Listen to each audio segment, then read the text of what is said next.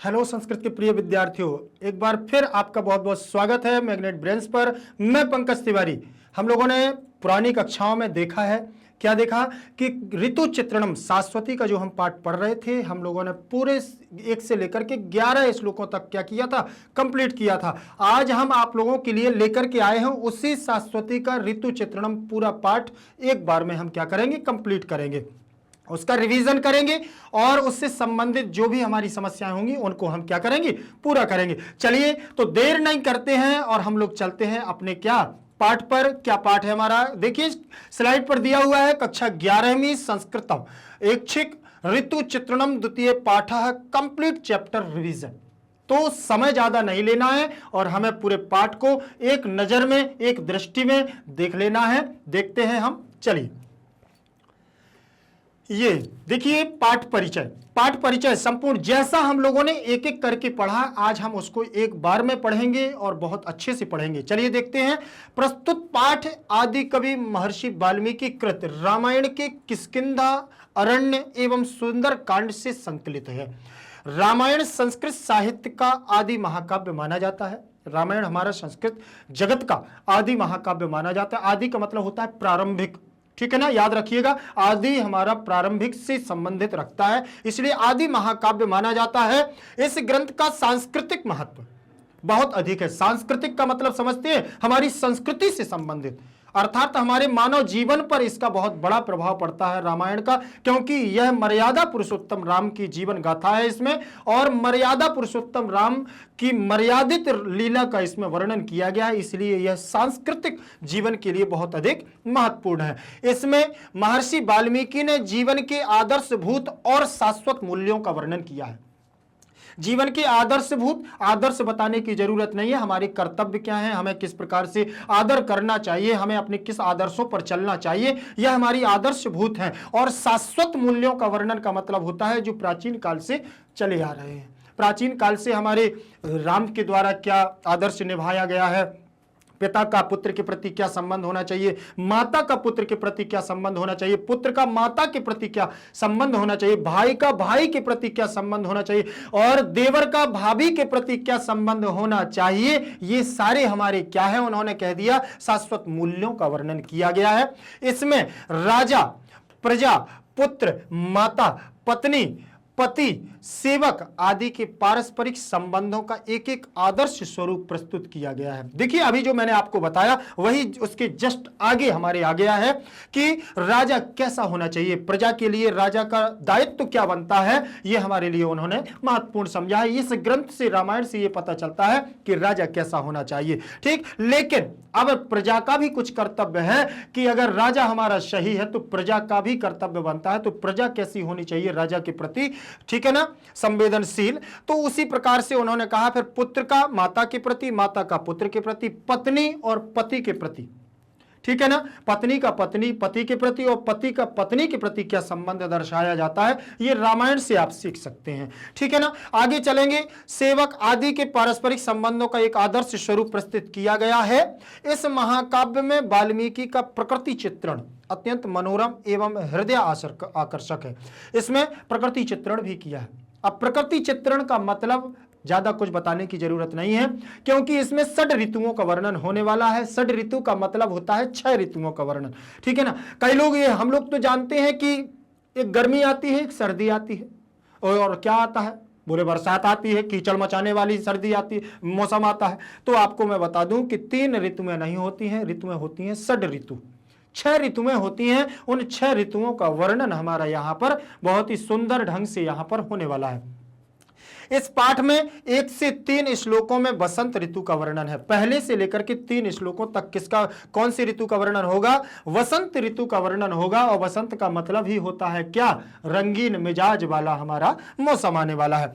4 से 6 श्लोकों में वर्षा ऋतु कीचड़ मचाने वाली है। 4 से 6 श्लोकों तक बहुत कीचड़ मचने वाला है, जिसे हम वर्षा ऋतु के नाम से जानते हैं, ठीक है ना। 7वें एवं 8वें श्लोक में शरद ऋतु का वर्णन है। और शरद ऋतु का मतलब सर्दी, शरद ऋतु का मतलब क्या, सर्दी से संबंधित है, ठंड का मौसम है और आनंददायी मौसम होता है।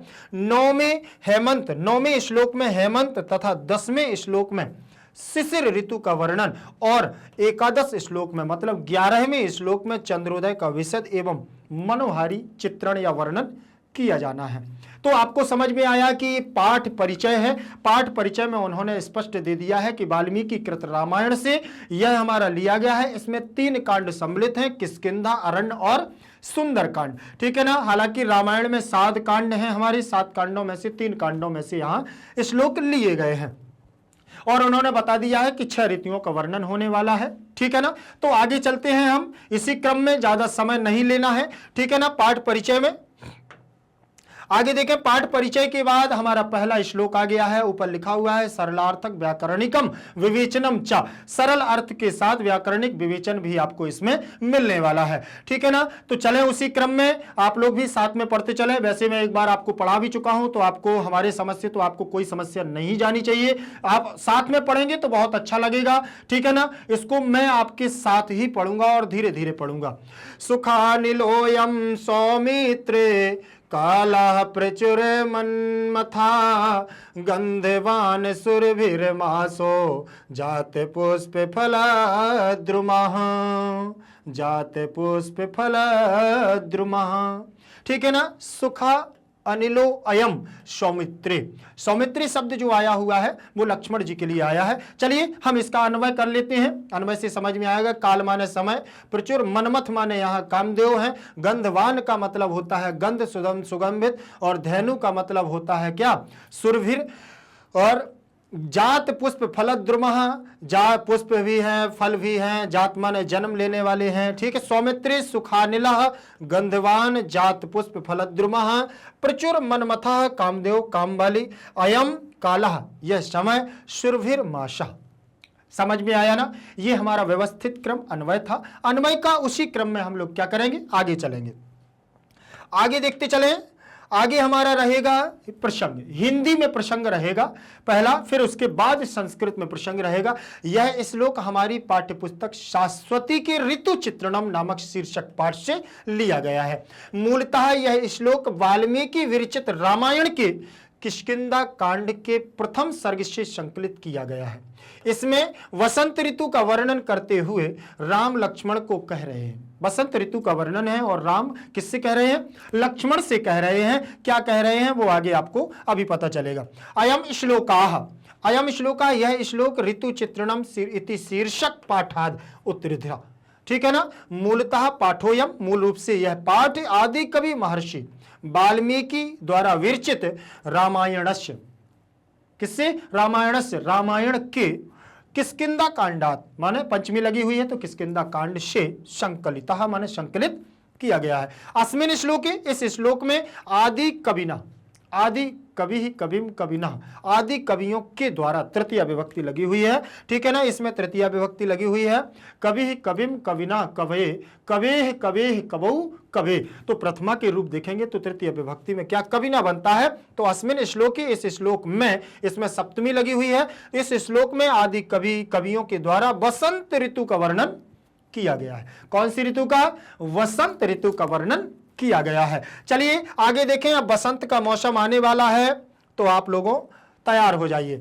चलिए संस्कृत से हिंदी, संस्कृत से हिंदी का शब्दार्थ, सौमित्र मतलब लक्ष्मण, सुमित्रा के पुत्र हे लक्ष्मण।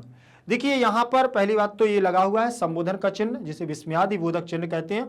संबोधन के चिन्ह के कारण यहां किसी न किसी का संबोधन किया गया है। तो हम ऊपर बता चुके हैं कि राम ने किससे कहा, लक्ष्मण से कहा कि हे लक्ष्मण। तो सौमित्रे, सुमित्रा के पुत्र, हे लक्ष्मण।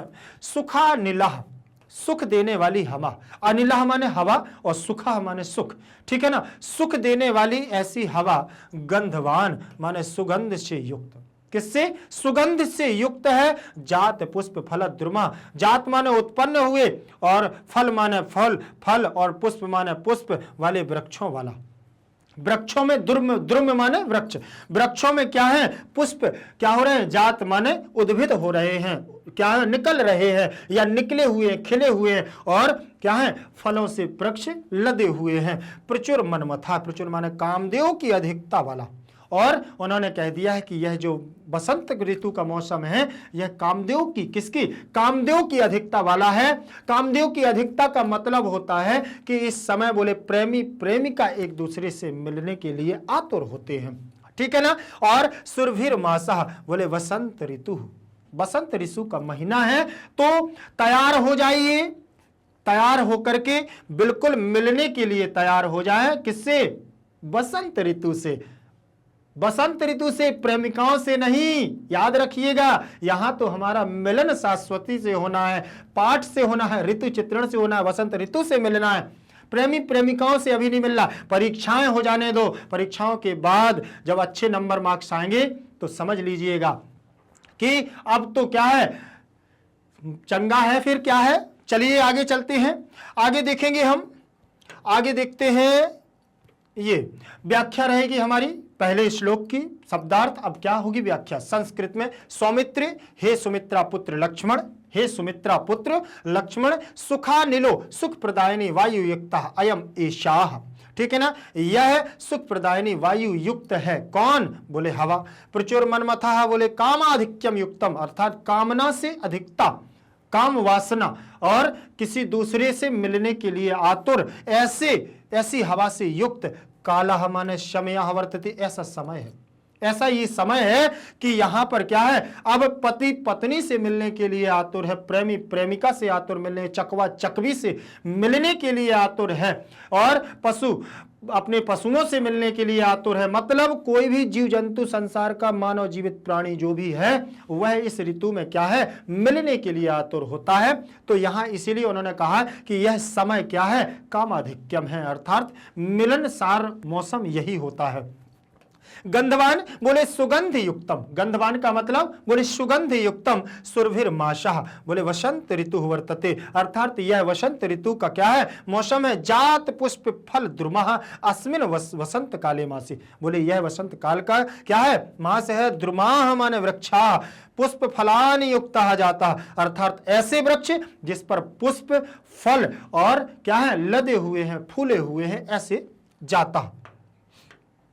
आगे देखेंगे व्याख्या के बाद फिर वही आया हमारा भावार्थ। भावार्थ क्या कह रहा है, भावार्थ हिंदी में, हे सुमित्रा पुत्र लक्ष्मण, हे सुमित्रा पुत्र लक्ष्मण, सुख प्रदान करने वाली। अगर आपसे पूछे कि यहां पर कौन सा है तो ये संबोधन माना जाएगा पूरा, ठीक है ना। हे सुमित्रा पुत्र लक्ष्मण, इसीलिए हे आगे लगाया गया है, पूरा संबोधन। सुख प्रदान करने वाली हवा को, सुख प्रदान करने वाली हवा को देने वाला, क्या यह मौसम जो वसंत ऋतु का है यह सुख प्रदान करने वाला मौसम है, सुगंध प्रदान करने वाला है, और सुगंध अच्छी गंध को देने वाला भी यह क्या है, यह ऋतु है।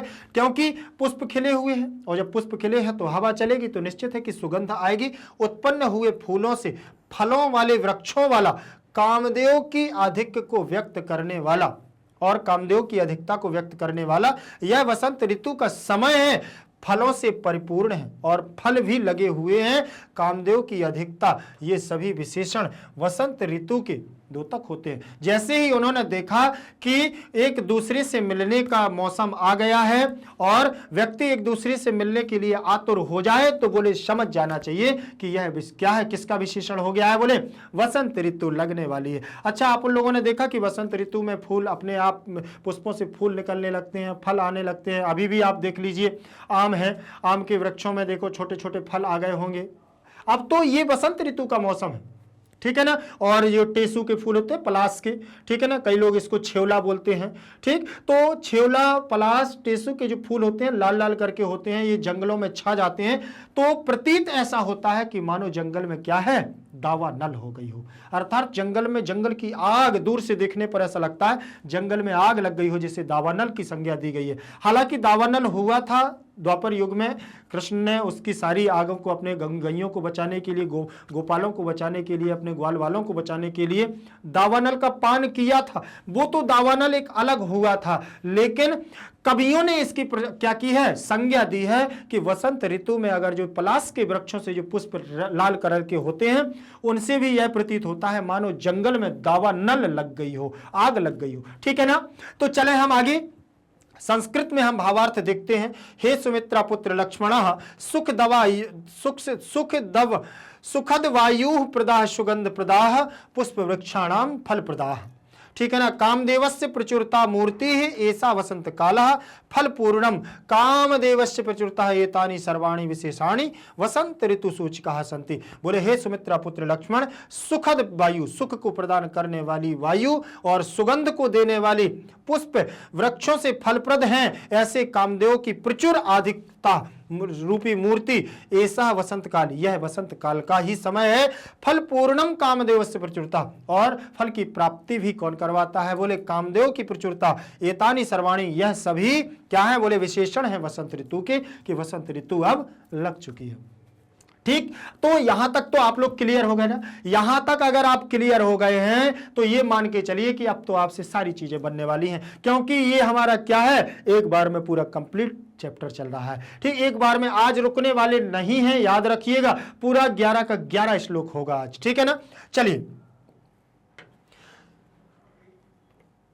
इसकी व्याकरणात्मक टिप्पणी देखें। सौमित्र, सौमित्र का मतलब सुमित्रा, धन अण प्रत्यय रहेगा तो बन जाएगा सौमित्रा। मनमथ मथनातीय सह कामदेवा बहुब्रीहि समास।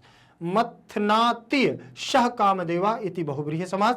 गंधवान, इसमें मतुप प्रत्यय, मतुप का मत शेष रहेगा, मत को वत हो जाएगा, वत को वान हो जाएगा, और हमारा क्या बन जाएगा? गंधवान बन जाएगा। गंध इसमें मूल शब्द रहेगा। प्रकृति प्रत्यय छांटने की बात करें तो प्रकृति ये हो जाएगी और प्रत्यय ये हो जाएगा। जात पुष्प फल द्रुमः जातानि पुष्पाणि फलानि यस्मिन सह द्रुमः बहुब्रीहि समास हो जाएगा। ठीक है ना। अब देखें, सुखानिलोयम, सुख अनिलः अयम, दीर्घ संधि और विसर्ग संधि का दोनों का योग यहां पर बनेगा। सुख अनिलः सुखानिलः, या अनिलोयम में अगर लगा लिया जाए तो विसर्ग संधि बन जाएगी। सुरभिर मासो, सुरभि धन मासो, तो यहां विसर्ग संधि और विसर्ग के स्थान पर रकार आ जाएगा और हमारा बन जाएगा सुरभिर मासो। ठीक है ना। तो ये हमारी क्या थी? व्याकरणात्मक टिप्पणी प्रथम श्लोक की। आगे चलते हैं, आगे देखते हैं हम लोग। ये दूसरा हमारा क्या आ गया है? श्लोक आया है। दूसरे श्लोक में फिर उसी क्रम में चलेंगे, एक साथ तैयार रहिएगा, क्योंकि अब दोबारा मैं आप लोगों से ये नहीं कहूंगा कि आप धीरे धीरे पढ़िएगा, क्योंकि आप लोगों ने एक बार हमसे क्या है, अध्ययन कर लिया है, और उसी अध्ययन के साथ में वन शॉट रिवीजन ये चल रहा है। अपन लोग क्या है, पूरा एक बार में कंप्लीट चैप्टर कर रहे हैं, तो मेरे समझ से आपको परेशानी नहीं जाना चाहिए। चलिए आगे। पुष्पभार समृद्धानि शिखिराणि समन्ततः लताभिः पुष्पिताग्राभिः उपगूढ़ानि सर्वतः। पुष्पभार समृद्धानि शिखिराणि समन्ततः लताभिः पुष्पिताग्राभिः उपगूढ़ानि सर्वतः। ठीक है ना। ये हमारा श्लोक था। श्लोक का नीचे क्रम से वही चलेंगे हम। क्या अन्वय? अन्वय में क्या हो जाएगा हमारा? समन्ततः पुष्पभार समृद्धानि और सर्वतः पुष्पित आग्राभि लताभि उपगूढ़ानि शिखिराणि सन्ति। सब में लगा दिया है बहुवचन। ठीक है ना, याद रखिएगा। तो बहुवचन लगा है तो कुछ ना कुछ बहुत सारी बात होने वाली है। चलिए आगे देखें। अन्वय के बाद चलेंगे हम क्या? प्रसंग। प्रसंग का मतलब ही क्या होता है आप याद रखिएगा, कि इसमें किस चीज का वर्णन होने वाला है वो हमें पता चलता है। तो प्रस्तुत श्लोक ऋतु चित्रणम शीर्षक पाठ से अवतरित है। मूलतः यह श्लोक वाल्मीकि रामायण के किष्किंधा कांड के प्रथम सर्ग से संकलित है। प्रथम सर्ग से संकलित है। इसमें श्री राम वसंत ऋतु का वर्णन करते हुए, इसमें श्री राम क्या कर रहे हैं? वसंत ऋतु का वर्णन करते हुए क्या कर रहे हैं? लक्ष्मण से कह रहे हैं। वसंत ऋतु का वर्णन करते हुए क्या बता रहे हैं लक्ष्मण से? तो वो सुने। ठीक है ना। अयम श्लोकः ऋतु चित्रणम इति शीर्षक पाठात उद्धृता। यह श्लोक क्या है? ऋतु चित्रण नामक शीर्षक पाठ से अवतरित किया गया है। मूलतः पाठोयम, मूल रूप से यह पाठ आदि कवि महर्षि वाल्मीकि के द्वारा विरचित रामायणस्य, आदि कवि वाल्मीकि के द्वारा विरचितात माने विरचित से रामायण से क्या, रामायण के किष्किंधा कांड से क्या किया गया, संकलित किया गया। अस्मिन श्लोके, इस श्लोक में आदि कविनः वसंत ऋतोः वर्णनम कृतम, आदि कवि ने क्या है, वसंत ऋतु का वर्णन किया है। ठीक है ना, वर्णन किया है, याद रखिएगा।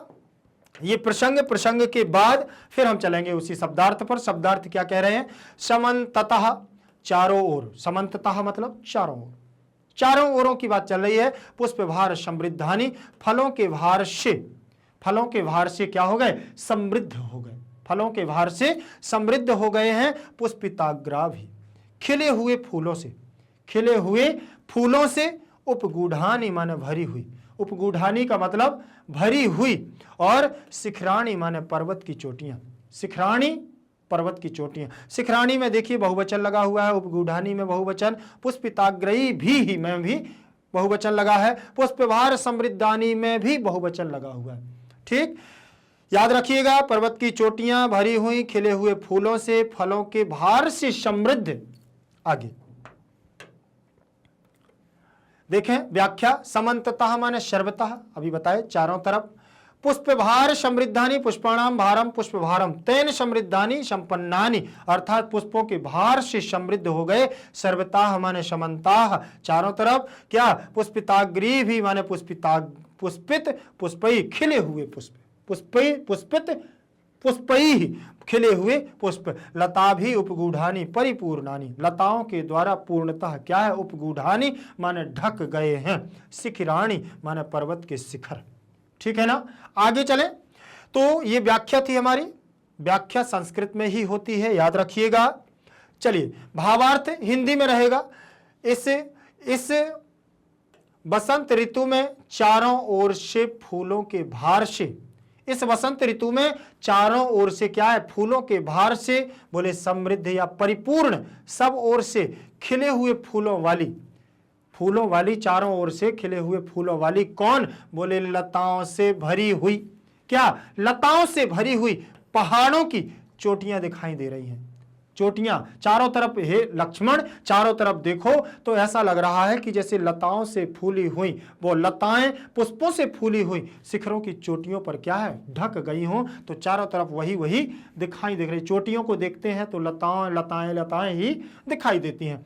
भावार्थ संस्कृत में, अस्मिन वसंत ऋतु, इस बसंत ऋतु में पुष्पभार पूर्ण, पुष्पों के भार से पूर्ण में, पुष्पित लता पूर्ण, अर्थात खिली हुई लताओं से पूर्ण, पर्वत शिखरा सर्वतः दृश्यन्ते, सभी ओर क्या कर रहे हैं, पर्वतों के शिखर दिख रहे हैं। शिखर माने चोटियां दिख रही हैं। ठीक है ना, ये संस्कृत का भावार्थ कौन से, दूसरे श्लोक का।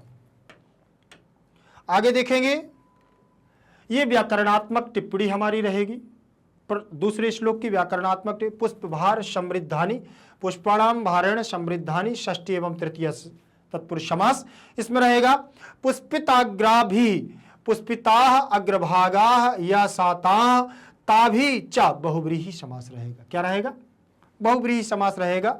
यहां देखिए पुष्पिताः बहुवचन लगा हुआ है प्रथमा का। उपगूढ़ानि, उपसर्ग रहेगा, गुह धातु रहेगी, कित प्रत्यय, नपुंसकलिंग का रूप, प्रथमम पुरुष बहुवचन। ठीक है ना, याद रखिएगा। उपगूढ़ानी, समन्ततः, समन्ततः में सम उपसर्ग रहेगा, अंततः। ठीक है ना, अंततः से बनेगा, व्यंजन संधि का योग बनेगा, समन्ततः। पुष्पिताग्राभिर उपगूढ़ानी, पुष्पिताग्राभिः उपगूढ़ानी, विसर्ग संधि का योग यहां बन जाएगा। ठीक है ना, तो ये हमारे दूसरे श्लोक की क्या थी, व्याकरणात्मक टिप्पणी थी। तो हम लोग जो कंप्लीट रिवीजन कर रहे हैं पूरे चैप्टर का, तो इसमें हम लोगों को क्या है, 2 श्लोक हमारे पूरे हुए हैं। आगे चलते हैं तीसरे श्लोक पर। तीसरे श्लोक पर चलेंगे। तीसरा श्लोक हमारा क्या कहेगा, पतितै पतमानैश्च पादपस्तैश्च मारुतः, कुसुमै पश्य सौमित्रे क्रीडन्नीव समन्ततः। ठीक है ना, कितना सुंदर उन्होंने चित्रण किया है। आप लोग इसको थोड़ा सा बार बार जरूर पढ़िएगा। हम इसको नहीं पढ़ रहे हैं इसलिए दोबारा, क्योंकि समय अपन को अब क्या है, ज़्यादा नहीं लेना है और अपन को इसको क्या करना है, पूरा कंप्लीट करना है। इसीलिए इसको ज्यादा लंबा वीडियो नहीं खींचना है, ठीक। वाल्मीकि रामायण की विरचित वाल्मीकि रामायण के किष्किंधा कांड से इसको लिया गया है, याद रखिएगा, ठीक है ना। अन्वय देखेंगे, सौमित्र पश्य, सौमित्र किसके लिए आया है, याद है ना आप लोगों को, लक्ष्मण के लिए आया है। हे सुमित्रा पुत्र लक्ष्मण, पश्य माने देखो, समन्ततः माने चारों ओर, बोले पतितई ही गिर रहे हैं, पत मानई ही कुछ गिरते हुए दिख रहे हैं, चा पाद पस्थौ, ठीक है ना, पाद पस्थई कुछ लगे हुए हैं पेड़ों में, और कुछ लगे हुए हैं पेड़ों में, चा कुसमयी और कुछ फूलों क्या है, मानो ऐसा लग रहा है, क्रीडन यू मारुतः कुसमयी, ऐसा लग रहा है कि हवा क्या कर रही है, पुष्पों से क्रीड़ा कर रही हो, खेल रही हो, ठीक है ना। चलिए अन्वय, अन्वय के बाद हम चलते हैं प्रसंग पर। प्रसंग हमारा क्या कह रहा है, प्रस्तुत श्लोक हमारी पाठ्य पुस्तक शाश्वती के, प्रस्तुत श्लोक हमारी पाठ्य पुस्तक शाश्वती के ऋतु चित्रणम नामक शीर्षक पाठ से उद्धृत है। मूलतः यह श्लोक वाल्मीकि रामायण के किष्किंधा कांड के, वाल्मीकि रामायण के किष्किंधा कांड के प्रथम सर्ग से क्या किया गया है, संकलित किया गया है। इसमें राम लक्ष्मण को वसंत ऋतु में बहने वाली वायु का वर्णन करते हुए कह रहे हैं। किससे कह रहे हैं, वसंत ऋतु के वायु के वर्णन करते हुए कह रहे हैं। क्या कह रहे हैं, चलिए संस्कृत में देख लें प्रसंग, फिर आगे देखते हैं। अयम श्लोका, यह श्लोक ऋतु चित्रणम नामक शीर्षक पाठ से उद्धृत किया गया है। मूलतः पाठो यम, यह आप लोगों को याद रखना है कि संस्कृत में पाठ्य पुस्तकस्य के लिए उन्होंने क्या किया है, पाठो यम, तो ऐसा हम लोगों को क्या है उसमें लिखना पड़ेगा, कि अगर परीक्षा में आ गया कि संस्कृत में लिखना है तो हम लोगों को आना चाहिए ना। तो मूलतः पाठोयम आदि कवि महर्षि वाल्मीकि विरचितात रामायण, वाल्मीकि के द्वारा विरचित रामायण के किष्किंधा कांडात माने किष्किंधा कांड से संकलित माने संकलित अस्मिन श्लोके, इस श्लोक में आदि कवि ने वसंत ऋतु वर्णम कृतम, आदि कवि ने क्या किया है, वसंत ऋतु का वर्णन किया है। चलिए 3 श्लोकों तक क्या है, वसंत ऋतु का वर्णन है, इसलिए आप लोगों को प्रसंग क्या मिलेगा, बिल्कुल सेम मिलेगा। चलिए आगे देखते हैं, शब्दार्थ देखेंगे। शब्दार्थ संस्कृत से किस में रहेंगे, हिंदी में रहेंगे। समन्ततः चारों ओर, समन्ततः माने चारों ओर, पतितई ही माने गिरे हुए, पतितई माने गिरे हुए, पत मानई ही माने गिरते हुए, और पाद पस्थई ही माने पेड़ों पर स्थित, पेड़ों पर स्थित, कुसमई ही माने पुष्पों से, कुसमई माने पुष्पों से, और क्रीडन यू माने मानो खेलता हुआ, मानो खेलता हुआ सा, और मानो आ गया है तो ये मान लीजिए कि यहां उत्प्रेक्षा अलंकार ही होगा, ठीक है ना। जनहु जानहु मनहु मानहु इति शब्द आ जाए तो समझ लेना उत्प्रेक्षा अलंकार होता। मारुतः माने क्या होता है, वायु, मारुतः माने वायु। तो ये हमारा क्या था, संस्कृत। देखिए संस्कृत से हिंदी का अनुवाद हमारा संस्कृत में आता है। इसके बाद हमारी रहेगी क्या, व्याख्या।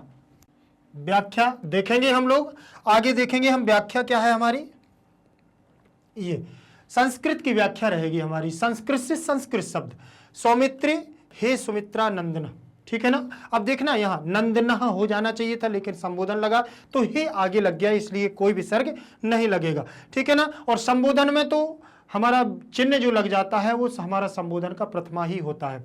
पश्य, पश्य माने अवलोक, पश्य माने देखना, अवलोक माने भी क्या, देखकर। समन्ततः, समन्ततः माने सर्वतः। पतितैः भूमि लुंठितैः, भूमि लुंठितैः, भूमौ लुंठितैः अर्थात लुंठित होना, गिरे हुए जो भूमि पर पड़े हैं। पत मानई, ये भूमौ पतंतः वर्तन्ते अर्थात जो भूमि से, पेड़ से और भूमि के मध्य में है, जो गिरते हुए क्या हो रहे हैं, प्रतीत हो रहे हैं, ऐसे पतमानईश। पाद पस्थई, पाद उपस्थई मतलब जो पेड़ पर, पादप पर क्या है, स्थई माने स्थित है, पादप माने वृक्ष और स्थई माने स्थित है, जो पेड़ पर क्या है, कुछ पुष्प लगे हुए हैं। ये च वृक्षेषु संलग्ना हसन्ति, संलग्न है, लगे हुए हैं, ऐसे हमारे कुछ पुष्प। आगे कुसमई ही माने पुष्पई ही, देखिए बहुवचन लगा तृतीय का, याद रखिएगा तृतीय का बहुवचन लगा है कुसमई, बहुत सारे पुष्पों की बात चल रही है। मारुतः माने पवनः, मारुतः हवन का, ठीक है ना, पवनः माने हवन, हवा। और क्रीडन यू, क्रीडन माने खेलते हुए, ठीक है ना, खेलते हुए के समान। क्रीडान कुर्वन् यु प्रतिभाति, मानो ऐसा लग रहा है कि जैसे हवा क्या कर रही हो, पुष्पों से खेल रही हो। ठीक, तो यहां मैंने बताया क्या, मानो, मानो आ गया, यू आ गया है, तो याद रखिएगा उत्प्रेक्षा अलंकार है। चलें, भावार्थ रहेगा हिंदी में। भावार्थ है, हे लक्ष्मण देखो इस वसंत ऋतु में, हे लक्ष्मण देखो इस वसंत ऋतु में चारों ओर से घिरे हुए, चारों ओर से घिरे हुए, गिरते हुए एवं पेड़ों पर विद्यमान फूलों से मानो क्रीड़ा करता हुआ पवन हमारा क्या है, बोले विद्यमान है। मानो ऐसा लग रहा है कि यहाँ की वायु जो पवन है वो पुष्पों से क्या कर रही हो, क्रीड़ा कर रही हो। हे लक्ष्मणः पश्यतु देखो अस्मिन् वसंत काले, इस वसंत काल में पतितैः पातितैः पतमानैश्च वृक्षैः उपस्थितैः पुष्पैश्च क्रीडन् यु वायु वर्तमानः अस्ति, जो वर्तमान में स्थित वायु है वह पुष्पों से क्या कर रही है, खेल रही है, मानो ऐसा लग रहा है। चले आगे देखेंगे हम। भावार्थ के बाद फिर वही हमारी क्या रहेगी, व्याकरणात्मक टिप्पणी रहेगी कि इससे प्रश्न बनने वाले जो श्लोक से प्रश्न हैं उनको हम देखेंगे 2 मिनट, ठीक है ना। पतितैः ही बहुवचन लगा हुआ है, पत धातु है, कित प्रत्यय है, तृतीया का बहुवचनांत रूप है हमारा, ठीक है ना। पतितैः बिल्कुल फल के समान चलेंगे, ठीक है ना, याद रखिएगा। और पतमानई, पतमानई में पत धातु रहेगी हमारी, क्या है, सानच प्रत्यय लगेगा, पतमान आन शेष बच जाएगा, आन का मान हो जाएगा, ठीक है ना। तृतीया का बहुवचन लगा। पादप स्थैः, पादपेषु स्थितैः, सप्तमी तत्पुरुष समास हो जाएगा इसमें, ठीक। पादपेषु, पादप माने वृक्षों में, स्थितैः माने स्थित। क्रीडन न्यू, क्रीडन धन यु, क्रीड धातु रहेगी और सत्री प्रत्यय बन जाएगा, जैसे पठन लिखन चलन, ठीक है ना, दसन, ठीक उसी प्रकार से बन जाएगा क्रीडन।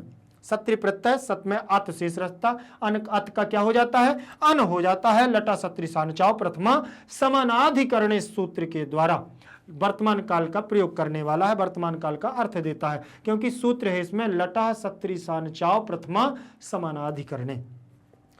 पतमानैश्च, पतमानैः धन चा, विसर्ग संधि का योग बन जाएगा, विसर्ग के स्थान पर सा हो जाएगा। और सा कौन सा रहेगा हमारा, तलब्धि सा रहेगा, सिटी वाला सा कौन सा रहेगा, ये तलब्धि सा है, याद रखिएगा, ठीक। क्रीडन न्यू, क्रीडन धन यू व्यंजन संधि का योग बनेगा तो क्रीडन न्यू हो जाएगा, क्या हो जाएगा, क्रीडन न्यू हो जाएगा।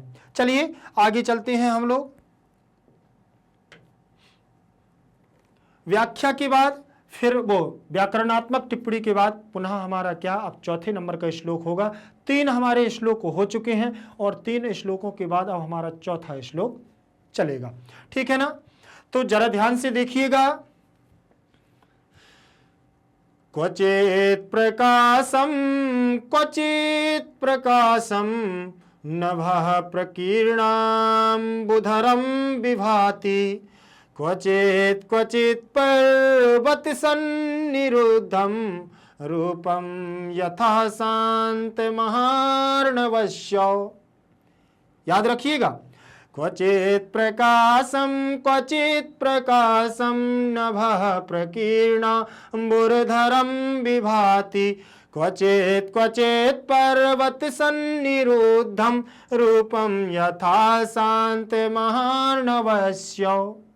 याद रखिएगा कि अगर आप जितने लययुक्त होकर के संस्कृत का अध्ययन करते हैं तो संस्कृत सर्वे भाषायाः जननी अस्ति, सभी भाषाओं की जननी है, दयालु है, माँ है, आप पर दया दृष्टि जरूर करेगी। कठिन कुछ नहीं होता है, कठिन हम लोग मानते हैं, ठीक है ना। जितने सरल तरीके से आप उसको शुद्ध और स्वरूप पढ़ पाएंगे, वो संस्कृत के अलावा आप किसी भी भाषा को उतनी शुद्धता से नहीं पढ़ सकते हैं, ठीक है ना। अन्वय क्या कह रहा है, क्वचित प्रकाशम, क्वचित अप्रकाशम। याद रख लेना, यहां दोनों लिखे हुए हैं एक से, लेकिन यहां ता आधा है, यहां दा क्या है, पूरा है। मतलब यहां पर प्रकाश है और यहां पर अप्रकाश है, दा में आ जुड़ा हुआ है, इसीलिए क्वचित प्रकाशम और क्वचित अप्रकाशम प्रकीर्ण अंबुधरम नभः विभाति, क्वचित क्वचित शांत महार्णवस्य यथा पर्वत सन्निरुद्धम रूपम विभाति, ठीक है ना, शोभायमान हो रही है। क्या महार्णवश्य का मतलब होता है बड़े बड़े शांत महासागरों को, पर्वत की चोटी, कहीं पर प्रकाश है कहीं पर अप्रकाश है, और अंबुधरम विभाति, और पहाड़ों के द्वारा मानो ऐसा लग रहा है कि कहीं कहीं पर क्या है, सन्निरुद्धम, पहाड़ों के द्वारा सबको क्या है, रोक लिया गया हो, ऐसा कुछ इसमें वर्णन होने वाला है। ठीक, चलिए आगे चलते हैं हम लोग, आगे देखते हैं। चौथे नंबर का श्लोक था हमारा ये प्रसंग। अब इसमें वर्णन किसका है वो आपको इसमें देखिए सारी चीजें स्पष्ट हो जाएंगी। यह श्लोक ऋतु चित्रणम शीर्षक पाठ से अवतरित है। मूलतः महर्षि वाल्मीकि विरचित रामायण के किष्किंधा कांड से संकलित इस पद्य में आदि कवि वाल्मीकि ने वर्षा ऋतु का सुंदर सुंदर वर्णन किया है। प्रसंग संस्कृत में देखिए, अयम श्लोकः, यह श्लोक अस्माकं पाठ पुस्तकस्य, यह हमारी पाठ पुस्तक शाश्वती इत्यस्य ऋतु चित्रणम, इस ऋतु चित्रण नामक इति शीर्षक पाठात उद्धृता, शीर्षक नामक पाठ से क्या है, ऋतु चित्रणम शीर्षक नामक पाठ से उद्धृत किया गया है। मूलतः पाठोयम, याद रखिएगा इसमें पंचमी लगी हुई है, ठीक, यहां पर षष्ठी विभक्ति लगी हुई है, ठीक, पाठो यम, यहां पर पाठः धन अयम पाठोयम, यहां विसर्ग संधि हो जाएगी। आदि कवि के द्वारा वाल्मीकि विरचित रामायण से षष्ठी विभक्ति, किष्किंधा कांडात पंचमी विभक्ति, रामायण के किष्किंधा कांड से संकलित लिया गया है। अस्मिन पद्य, इस पद्य में वर्षा ऋतु का वर्णन हो गया। ठीक है ना, किसका वर्णन आ गया है, अब वसंत के बाद वर्षा ऋतु, अब होना है क्या, घमा चौकड़ी, जिसको बोलते हैं कीचड़। ठीक है ना, थोड़ी देर में बारिश और फिर कीचड़, लो छाता घूमो, क्या है, मजे मजे हैं। ठीक, चारों तरफ पानी ही पानी, जलमग्न हो जाती है हमारी पृथ्वी, वही है हमारी क्या, वर्षा ऋतु। चलें आगे चलें, जलमग्न पृथ्वी को देखते हैं कहां कैसा वर्णन है। शब्दार्थ को देखें हम पहले। क्वचित माने कहीं पर, क्वचित माने कहीं पर, और अप्रकाशम माने अंधेरा, कहीं पर अंधेरा है। प्रकीर्ण माने फैले हुए हैं। अंबुधरम माने क्या, बोले बादल, अंबु माने पानी और धरम माने धारण किए हैं। जो पानी को धारण करते हैं वो कौन है, वो बादल होते हैं। नभः माने आकाश, बादल अलग होते हैं आकाश अलग होते हैं, याद रखिएगा। बादल बनते और बिगड़ते रहते हैं, बादल घनघोर हवाओं में क्या हो जाते हैं, उड़ जाते हैं, चले जाते हैं, लेकिन नभः आकाश, आकाश हमारा स्थिर रहता है। ठीक है ना, तो नभः, आगे चलेंगे हम, ये देखेंगे विभाति, विभाति का मतलब है शोभा दे रहा है, विभाति का मतलब शोभा दे रहा है। और पर्वत सन्निरुद्धम, पर्वतों से क्या है, चारों तरफ से सन्निरुद्धम माने रोक लिया गया है या घेर लिया गया है। महाअवर्णश्य, आर्णवश्य, महान समुद्र, बड़े बड़े समुद्रों को, जो हमारे शांत महासागर जैसे समुद्र हैं, बड़े बड़े समुद्रों को क्या कर लिया है, उन्होंने पर्वतों से घिरे हुए प्रतीत हो रहे हैं। ठीक, चलिए शब्दार्थ के बाद फिर व्याख्या पर चलते हैं।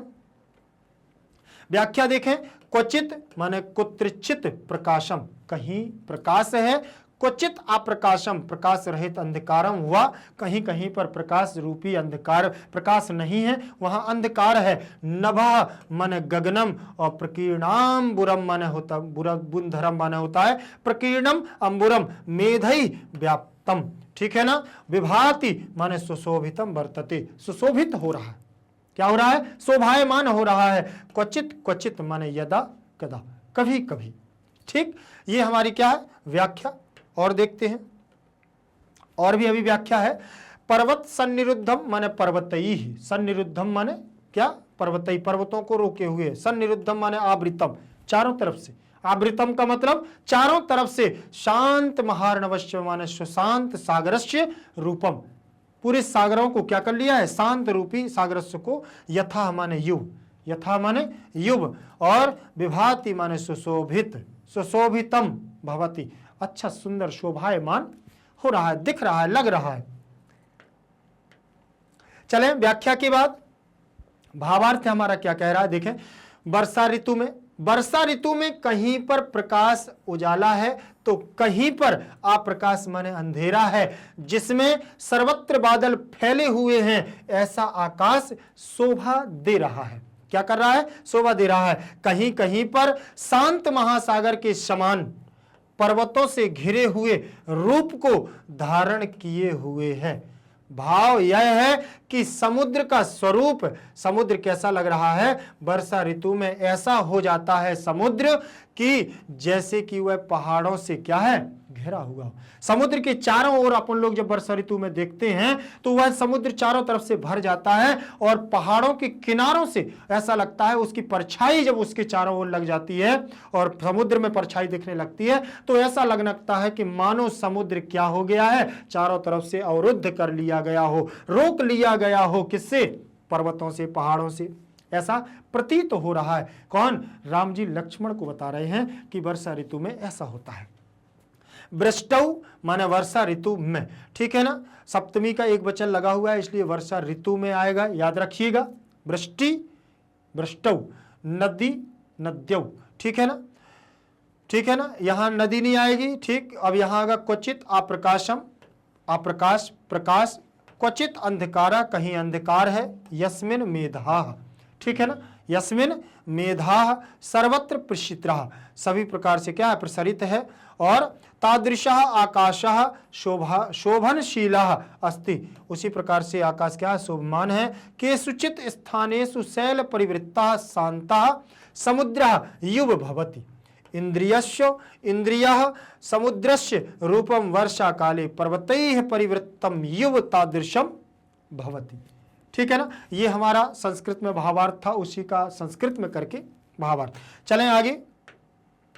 भावार्थ के बाद फिर उसी क्रम में उससे बनने वाले जो हमारे प्रश्न हैं थोड़ी बहुत उनको भी हम हल करेंगे।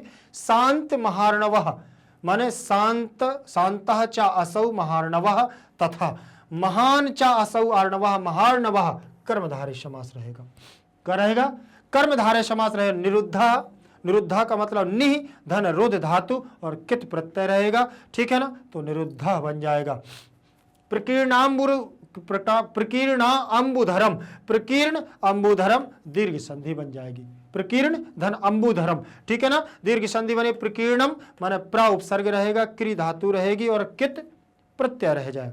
क्वचिद प्रकाशम, क्वचित अप्रकाशम, क्वचिद प्रकाशम, क्वचित अप्रकाशम, यहां पूरा दा रहेगा। तो अब बन जाएगा क्वचित अप्रकाशम व्यंजन संधि। क्या बन जाएगा? व्यंजन संधि बन जाएगी। सन निरुद्धम, सत धन निरुद्धम, व्यंजन संधि का योग बनेगा। ता है, ता का परिवर्तन अपने ही वर्ग के पंचम अक्षर में हो जाएगा, ठीक है ना। तो क्या हो जाएगा? अनुनासिक संधि में तथा दाधा न में परिवर्तन कर लेगा। शांत महार्णवश्य, शांत महार्णोह धन अश्य अयादि संधि बन जाएगी। ओ को अव हो जाएगा तो महार्णवश्य बन जाएगा, ठीक है ना। चलिए आगे देखते हैं। आगे हमारा उसी क्रम में रहेगा। व्याकरणात्मक टिप्पणी के बाद ये हमारा क्या आ गया है? 5वें नंबर का श्लोक आया है। 5वें नंबर का श्लोक हमें क्या बतला रहा है वो अपन लोग देखेंगे, ठीक। तो पुनः चलते हैं, प्रारंभ करते हैं, समय को विलंब में ना डालते हुए अपन लोग तैयार रहें। चलिए आगे। समुद्वहन्तः सलिलातिभारं बलाकिनो वारिधरा नदन्तः महत्सु शृंगेषु महीधराणां विश्रम विश्रम पुनः प्रियांति, ठीक है ना, समझ में आया? ठीक, उसी प्रकार से हम निरंतर जैसे श्लोकों का अन्वय करते आ रहे हैं वैसे ही अन्वय करेंगे, ठीक है ना। सलिल माने पानी और अतिभारम, अतिभारम माने बहुत अधिक भार। शम उद्वहंता बह रही है। बलाकिना माने बगुला, ठीक है ना। वारिधरा माने यहां फिर बादल के लिए आया, पानी को धारण किए हुए। नदंता माने क्या हो रहे हैं? गरज रहे हैं। महीधराणाम, ठीक है ना, पृथ्वी रूपी धर। महित्सु श्रृंगेशु, विश्रम विश्रम माने चोटियों पर, श्रृंगेशु माने चोटियों पर, महीधराणाम माने पर्वतों पर, विश्रम माने आश्रम करके पुनः पुनः प्रयांति ही नभा, पुनः पुनः प्रयांति नभा मतलब थोड़ी थोड़ी आश्रम पर क्या है, निवास करके चोटियों पर, पर्वतों की चोटियों पर और पुनः आकाश के लिए प्रयांति माने चले जाते हैं। ऐसा यहाँ पर उन्होंने क्या है, पर्वत का, उसका बादलों का वर्णन किया है। चलें आगे देखेंगे हम। आगे देखते हैं ये हमारा प्रसंग है, इसमें वर्णन किसका है वो आप लोग देखें। प्रस्तुत श्लोक ऋतु चित्रणम शीर्षक पाठ से उद्धृत है। मूलतः यह वाल्मीकि विरचित रामायण के किष्किंधा कांड के 28वें सर्ग से, किससे 28वें सर्ग से संकलित किया गया है। इसमें आदि कवि वाल्मीकि ने वर्षा ऋतु का सुंदर व स्वाभाविक चित्रण किया है, सुंदर व स्वाभाविक चित्रण किया है। प्रसंग देखेंगे। श्लोको यम अस्माकं पाठ्यपुस्तकस्य, श्लोको यम अस्माकं पाठ्यपुस्तकस्य ऋतु चित्रणम इति पाठात अवतरिता, पाठ से अवतरित किया गया है। मूलतो वयम पाठा, मूलतो यम पाठा आदि कवि वाल्मीकि, मूल रूप से क्या करेगा, यह पाठ आदि कवि वाल्मीकि के द्वारा विरचितात माने विरचित किया गया है। रामायण के महाकाव्य से, रामायण के महाकाव्य से संकलित माने संकलित है। अस्मिन् श्लोके, इस श्लोक में श्री राम लक्ष्मण से प्रति वर्षा ऋतु आगमनम वर्णयति, अर्थात श्री राम क्या कर रहे हैं, लक्ष्मण से क्या कर रहे हैं, इशारा करके वर्षा ऋतु के आगमन का वर्णन कर रहे हैं। ठीक है ना। तो किसका वर्णन हो रहा है, वर्षा ऋतु का वर्णन हो रहा है। तो याद रखिएगा, वर्षा वसंत ऋतु पढ़ी, वर्षा ऋतु पढ़ रहे हैं हम लोग, ठीक है ना। वसंत ऋतु में अब ये हमारा देखो श्लोक का शब्दार्थ आ गया है संस्कृत से हिंदी। सलिल, सलिल माने होता है जल, सलिल का मतलब क्या होता है, जल। अब देखें सम उद्वहनता, धारण करते हुए, उद्वहनता माने धारण करते हुए, समान रूप से धारण करते हुए, ऐसा कह सकते हैं। ठीक। वलाकिना माने बगुलों से युक्त, बगुलों से युक्त। वारिधरा माने बादल, और नदंता माने गर्जना करते हुए, क्या करते हुए, गर्जना करते हुए। ठीक। चले आगे, आगे देखते चलेंगे हम लोग। देखें संस्कृत से फिर हमारी हिंदी में अनुवाद। महीधराणाम माने पर्वतों की, पर्वतों की। श्रृंगेशु माने चोटियों पर, सप्तमी का बहुवचन मतलब चोटियों पर। विश्रम यहां पर देखेंगे ल्यप प्रत्यय हो जाएगा, विश्राम करके कौन सा प्रत्यय, ल्यप प्रत्यय हो जाएगा। प्रयांति माने चल पड़ते हैं, चल पड़ते हैं, लौट जाते हैं। ठीक है ना, समझ में आया। अब देखें हम लोग व्याख्या, व्याख्या देखें। सलिलाति भारम जलस्य प्रभुतम भारम, सलिल माने जल, जल से अतिभार रूपी समुद्र बहनता माने सम्यक रूपेण बहनता, अच्छी प्रकार से क्या है, बह रही है। बलाकिना माने बलाका नाम, ठीक है ना। यहाँ बगलियां पंक्ति भी शोभिता, पंक्ति भी शोभिता मतलब ऐसा कि आप लोगों ने देखा होगा वर्षा ऋतु में कि जो बगुले होते हैं, बहुत सारे पक्षी ऐसे होते हैं, बगुले तो होते ही हैं, बहुत सारे पक्षी ऐसे होते हैं जो करधनी के रूप में, करधनी जानते हैं, जो स्त्रियां कमर की पेटी पहनती हैं, वो करधनी के रूप में तिरछी रेखा में क्या करते हैं, बगुले आसमान में एक पीछे एक पंक्ति के एक पीछे पीछे लाइन से बगुले उड़ते हैं और फिर ऐसे आ जाते हैं। आप लोग देख लीजिए, ऐसे उड़ते हैं, ऐसे ऐसे ऐसे ऐसे ऐसे ऐसे ऐसे ऐसे ऐसे ऐसे उड़ते हैं, फिर ऐसे ऐसे यहां से ऐसे हो जाएंगे, ऐसे ऐसे ऐसे उड़ते हैं ना। तो ये क्या है, ये जैसे हमारी स्त्रियां होती हैं, वनिताएं होती हैं, वो कमर में कमर पेटी पहनती हैं, कमर बंद जिसको बोलते हैं। तो करधनी की उपमा यहां पर हमारे महाकवि कालिदास ने बहुत सुंदर मेघदूत में वर्णन किया है। उन्होंने कहा है कि इसको करधनी के रूप में क्या करती हैं, जो हमारी वलाकाएं बगुलियां उड़ते हैं, वो करधनी के रूप में क्या है, उड़ते हैं। ठीक है ना। तो याद रखिएगा कि बलाका नाम जो है हमारी पंक्ति भी शोभिता, पंक्ति के रूप में शोभित हो रही है। और क्या है, वारिधरा माने मेधा, वारिधरा पानी को धारण किए हुए कौन, मेघा माने बादल। ठीक। नदंता माने गर्जनता, और गरज भी रहे हैं, खूब गड़गड़ गड़गड़ गड़गड़ किया, क्या कर रहे हैं, आवाज कर रहे हैं, धड़ धड़ धड़ धड़ की आवाज। ऐसा लगता है कि आज तो क्या है, घनघोर घटा के साथ बारिश क्या होगी, वर्षा होने वाली है, और अंधेरा छा जाता है, मानो ऐसा लगने लगता है कि आज तो क्या ले जाएगा। महीधराणाम पर्वतानाम, महीधर मतलब पृथ्वी के कौन है, धारण, पृथ्वी को धारण करने वाले हमारे पर्वत ही तो हैं, महीधरा। ठीक है ना, पर्वतानाम। चलिए आगे चलेंगे हम। महत्सु सिंगेशु उच्च शिखरेशु, महत्सु माने महान, बड़े बड़े पर्वतों की बात कर रहे हैं, और शिखरेशु माने चोटियां, बड़े बड़े पर्वतों की भी चोटियों पर उनकी उन्होंने कहा है। विश्रम विश्रम माने पुनः पुनः विश्रामम कृत्वा, बार बार अगर वही बादल बार बार थक जाते हैं तो पर्वतों की ऊंची ऊंची चोटियों पर क्या कर लेते हैं, बार बार विश्राम करते हुए क्या कर रहे हैं, पुनः भूयाः प्रयान्ति। ठीक, प्रयाणाम कुर्वन्ति, अर्थात वो अपने आकाश की ओर क्या करते हैं, चले जाते हैं। वर्षा ऋतु मतलब अंतिम समय चल रहा होगा, तब तो बादल क्या हो रहे हैं, प्रयान्ति माने जा रहे हैं। ठीक, चलिए आगे देखते हैं। भावार्थ आया है, भावार्थ हिंदी में देखेंगे पहले। पानी के अत्यधिक भार को वहन करते हुए, अत्यधिक भार मतलब ज्यादा पानी वहन करते हुए बगुलों से युक्त बादल, बगुला घूम रहे हैं बादलों में, ठीक है ना, और गर्जना करते हुए पर्वतों की बड़ी बड़ी चोटियों पर, गर्जना भी कर रहे हैं कौन, बादल, और पर्वतों की बड़ी बड़ी चोटियों पर विश्राम कर करके पुनः आकाश की ओर चल पड़ते हैं। ठीक है ना, मतलब जा रहे हैं। बगुला भार युक्ता जलभार वाहका गर्जनता पुनः आकाशम प्रति गच्छन्ति, आकाशम प्रति पर्वतानां महाशिखरेषु आश्रित, बड़े बड़े पर्वतों की चोटियों पर क्या है, आश्रित हो जाते हैं, विश्राम करते हुए चले जाते हैं। ठीक है ना। भावार्थ अब देखेंगे, इससे संबंधित हमारी क्या व्याकरणात्मक टिप्पणी। चलिए, समुद बहनता, समुद बहनता का मतलब देखिए, सम उपसर्ग आ जाएगा, उद धातु, और वो सॉरी ये भी उपसर्ग हैं, ये दो उपसर्ग इसमें रहेंगे, वह धातु रहेगी बहने के लिए, सत्री इसमें प्रत्यय हो जाएगा, समुद वहन हो जाएगा। ठीक है ना, समुद बहनता बन जाएगा और बहुवचन का रूप बन जाएगा। ठीक है ना, दो उपसर्ग हैं, याद रखिएगा। नदंता माने नद धातु रहेगी, सत्री प्रत्यय और बहुवचन, नदंता माने गर्जनता।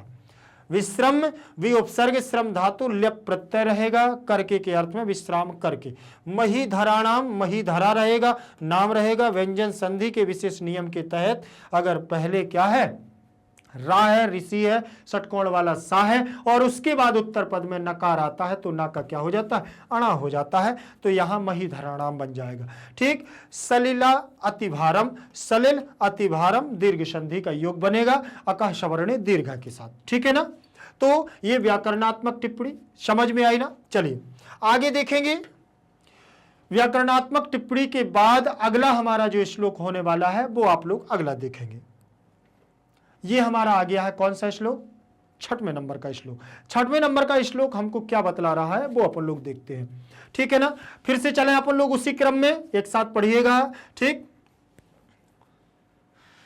बहन्ति वर्षन्ति नदन्ति भान्ति ध्यायन्ति नृत्यन्ति समाश्वसन्ति नद्यो घनामत्ति गजा बनान्ताः प्रिया विहीनाः शिखिना प्लवंगाः। ठीक है ना, एक बार पुनः, थोड़ा सा बड़ा है ये, ठीक, लेकिन कोई बात नहीं, एक बार और पुनः पढ़ें, बिल्कुल धीरे से आराम से पढ़ना है। बहन्ति वर्षन्ति नदन्ति भान्ति ध्यायन्ति नृत्यन्ति समाश्वसन्ति नद्यो घनामत्ति गजा बनान्ता प्रिया विहीना शिखिना प्लवंगाः। बहुत सरल है, आप इसको आराम से पढ़ सकते हैं। ठीक है ना, और इस ये कहां से लिया गया है ये भी अपन लोगों को देखिए, यहां नीचे लिखा हुआ है, पहले ही बता देते हैं कि ये कहां से लिया गया है। वाल्मीकि रामायण के किष्किंधा कांड से। किससे, किष्किंधा कांड से लिया गया है। तो आप लोग याद रखिएगा कि कहां से ये छोटे छोटे हमारे प्रश्न वन लाइन प्रश्न होते हैं, एक पदेन उत्तरम में जो आते हैं वो ऐसे ही प्रश्न आ जाते हैं। ठीक है ना, तो याद रखोगे कि कहां से, वाल्मीकि की रामायण से ही पूरा लिया जा रहा है। तो ये तो बार बार बताने जरूरत नहीं है, आदि महाकाव्य रामायण है और उसके लेखक कौन है, वाल्मीकि जी हैं। चलिए अब हम चलेंगे कहां, अन्वय पर। नद्याः बहन्ति घनाः वर्षन्ति मत्त गजाः नदन्ति बनान्ताः भान्ति प्रिया विहीनाः ध्यायन्ति शिखिनः नृत्यन्ति प्लवंगाः समास्वन्ति। आप लोगों ने बहुत गौर किया कि नहीं किया, इस पे गौर कर लीजिए एक बार कि ऊपर जितनी भी हैं सारी क्रियाएं हैं। क्या है, सारी क्रियाएं हैं। बहन्ति बहना क्रिया है, वर्षन्ति वहना क्रिया है, नदन्ति गर्जना क्रिया है, भान्ति सुशोभित होना ये भी क्या है, क्रिया है, ध्यायन्ति ध्यान देना ये भी क्रिया है, नृत्यंती नाचना ये भी क्या है, क्रिया ही है, समास्वन्ति समास्वसन्ति माने भी क्या है, प्रसन्न होना, प्रसन्नचित होना, विश्वास करना ये भी क्या है, क्रिया ही है। तो सारी क्रियाएं, और जो क्रियाएं हैं उनके कर्ता कहां है, बोले नीचे वाली पंक्ति में, बोले नद्याः नद्याः क्या, बोले वहंती, नदियां बहती हैं। अब देखो अगर यहां बहुवचन है तो यहां भी बहुवचन होगा, याद रखिएगा सब जगह, ठीक। तो घनाः वर्षन्ति, मत्तगजाः नदन्ति, वनान्ताः भांति, वन क्या है, सुशोभित हो रहे हैं, हाथी क्या हो रहे, गरज रहे हैं। प्रिया विहीना, प्रिया माने अपनी प्रिया माने प्रेमिका से, विहीना माने क्या है, बिछुड़ गए हैं, ऐसे पति ऐसे प्रेमी क्या कर रहे हैं, ध्यायन्ति, ध्यान दे रहे हैं, ध्यान कर रहे हैं। शिखिना माने मोर, नृत्यंती माने नाचती है। प्लवंगाः, प्लवंगाः का मतलब होता है जो फुदकने वाले, हमारे उचकने वाले जो जीव जंतु होते हैं ना, जैसे मेढक वगैरह, वही है प्लवंगाः। समास्वन्ति माने ये क्या है, प्रसन्नचित्त हो रहे हैं, ठीक है ना। तो समझ में आया ना, ऊपर क्रिया है, नीचे उसकी क्या है, कर्ता है। अब देखेंगे नद्याः वहन्ति, घनाः वर्षन्ति। अब एक एक यहां से उठाया, उसके साथ क्रिया को लगाया है अन्वय में। नद्याः वहन्ति, घनाः वर्षन्ति, मत्तगजाः नदन्ति, वनान्ताः भान्ति, प्रिया विहीनाः ध्यायन्ति, शिखिनाः नृत्यन्ति, प्लवंगाः समाश्वसन्ति, ठीक है ना। चले ये अन्वय, अन्वय के बाद हम उसी क्रम में आगे चलेंगे। प्रसंग, जिस प्रकार से सभी श्लोकों में चले, प्रसंग हिंदी में प्रस्तुत श्लोक ऋतु चित्रणम शीर्षक पाठ से अवतरित है, ठीक है ना। ऋतु चित्रण नामक पाठ से लिया गया है। इस पद्य में आदि कवि वाल्मीकि ने क्या किया है, वर्षा ऋतु के विविध दृश्यों का सुंदर चित्रण किया है।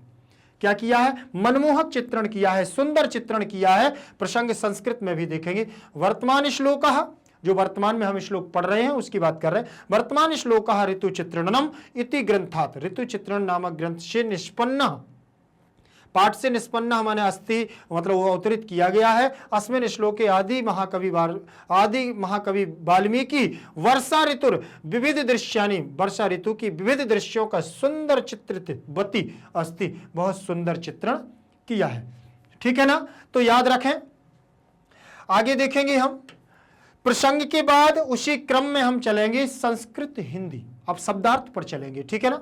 घनाः माने बादल, मत्तगजाः माने मत वाले हाथी, मत्तगजाः का मतलब मत वाले हाथी, और नदंती का मतलब होता है चिघाड़ते हैं, नदंती माने चिघाड़ते हैं। वनान्ताः माने क्या, वन प्रदेश के भाग, वनान्ताः वन, वन अंताः वन प्रदेश के भाग। भांति ही माने शोभित हो रहे हैं, क्या हो रहे हैं, शोभित हो रहे हैं, अच्छे लग रहे हैं, मंगलमय दृश्य को दर्शन करा रहे हैं, ऐसा। और शिखिना माने क्या है, मोर, शिखिना माने मोर। प्लवंगाः, यहां पर थोड़ा सा देख लीजिएगा, प्लवंगाः, ठीक है ना। यहां देखें ये रहेगा हमारा गा, ऐसा रहेगा प्लवंगाः, ठीक। तो याद रखिएगा, थोड़ा बहुत हो जाता है, मुद्रण दोष है, कोई दिक्कत नहीं। प्लवंगाः माने क्या, हमारा मेढक। समास स्वसंति माने होता है प्रश्न होते हैं, समास स्वसंति माने प्रश्न होते हैं, प्रसन्न होते हैं, सॉरी प्रसन्न होते हैं, ठीक। आगे चलेंगे, ये हमारी व्याख्या आ जाएगी संस्कृत में। नद्याः माने शरिताः, बहन्ति माने प्रवहन्ति, नदियां बहती हैं। घनाः माने मेघाः बादल, वर्षन्ति माने जल वर्षा कुर्वन्ति, ठीक है ना, कुर्वन्ति बहुत वर्षा की जल कर रही है। मत गजाः माने मदमस्त, द्वीपाः हाथी, गज का एक पर्यायवाची मिल गया द्वीप, ठीक है ना।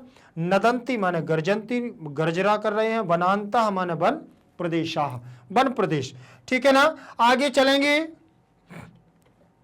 संस्कृत की व्याख्या में, उसी क्रम में आगे चलेंगे। भांति ही माने शोभन, शोभंति सुशोभित होना, ठीक। प्रिया विहीना प्रिया विरहिता जना, ऐसे लोग जो अपनी प्रेमिका से, अपनी प्रिया से, अपनी पत्नी से जो बिछड़ गए हैं, उनका यहाँ पर वर्णन किया गया। ध्यायन्ति माने प्रियायाः ध्यानम कुर्वन्ति, अपनी प्रिया को, अपनी प्रेमिका को क्या कर रहे हैं, दृश्य में देख करके ध्यान कर रहे हैं, ठीक है ना। शिखिनाः माने मयूराः, शिखना माने मयूराः, मोर। नृत्यन्ति नृत्यम कुर्वन्ति प्लवंगाः, मोर भी नाच रहे हैं। प्लवंगाः माने पक्षी, वो फुदकने वाले जीव भी हमारे क्या प्रसन्न हो रहे हैं, नाच रहे हैं। समास स्वसंति प्रसन्नाः भवन्ति, अर्थात प्रसन्न हो रहे हैं, ठीक है ना। चले आगे देखेंगे हम, आगे देखेंगे आगे भावार्थ हमारा रहेगा, वर्षा ऋतु में नदियां बहती हैं। वर्षा ऋतु में क्या हो रही हैं? नदियां बहती हैं, बादल वर्षा करते हैं, बादल वर्षा करते हैं, मदमस्त हाथी क्या करते हैं? चिघाड़ते हैं। मदमस्त हाथी क्या कर रहे हैं? गर्जना कर रहे हैं, चिघाड़ रहे हैं।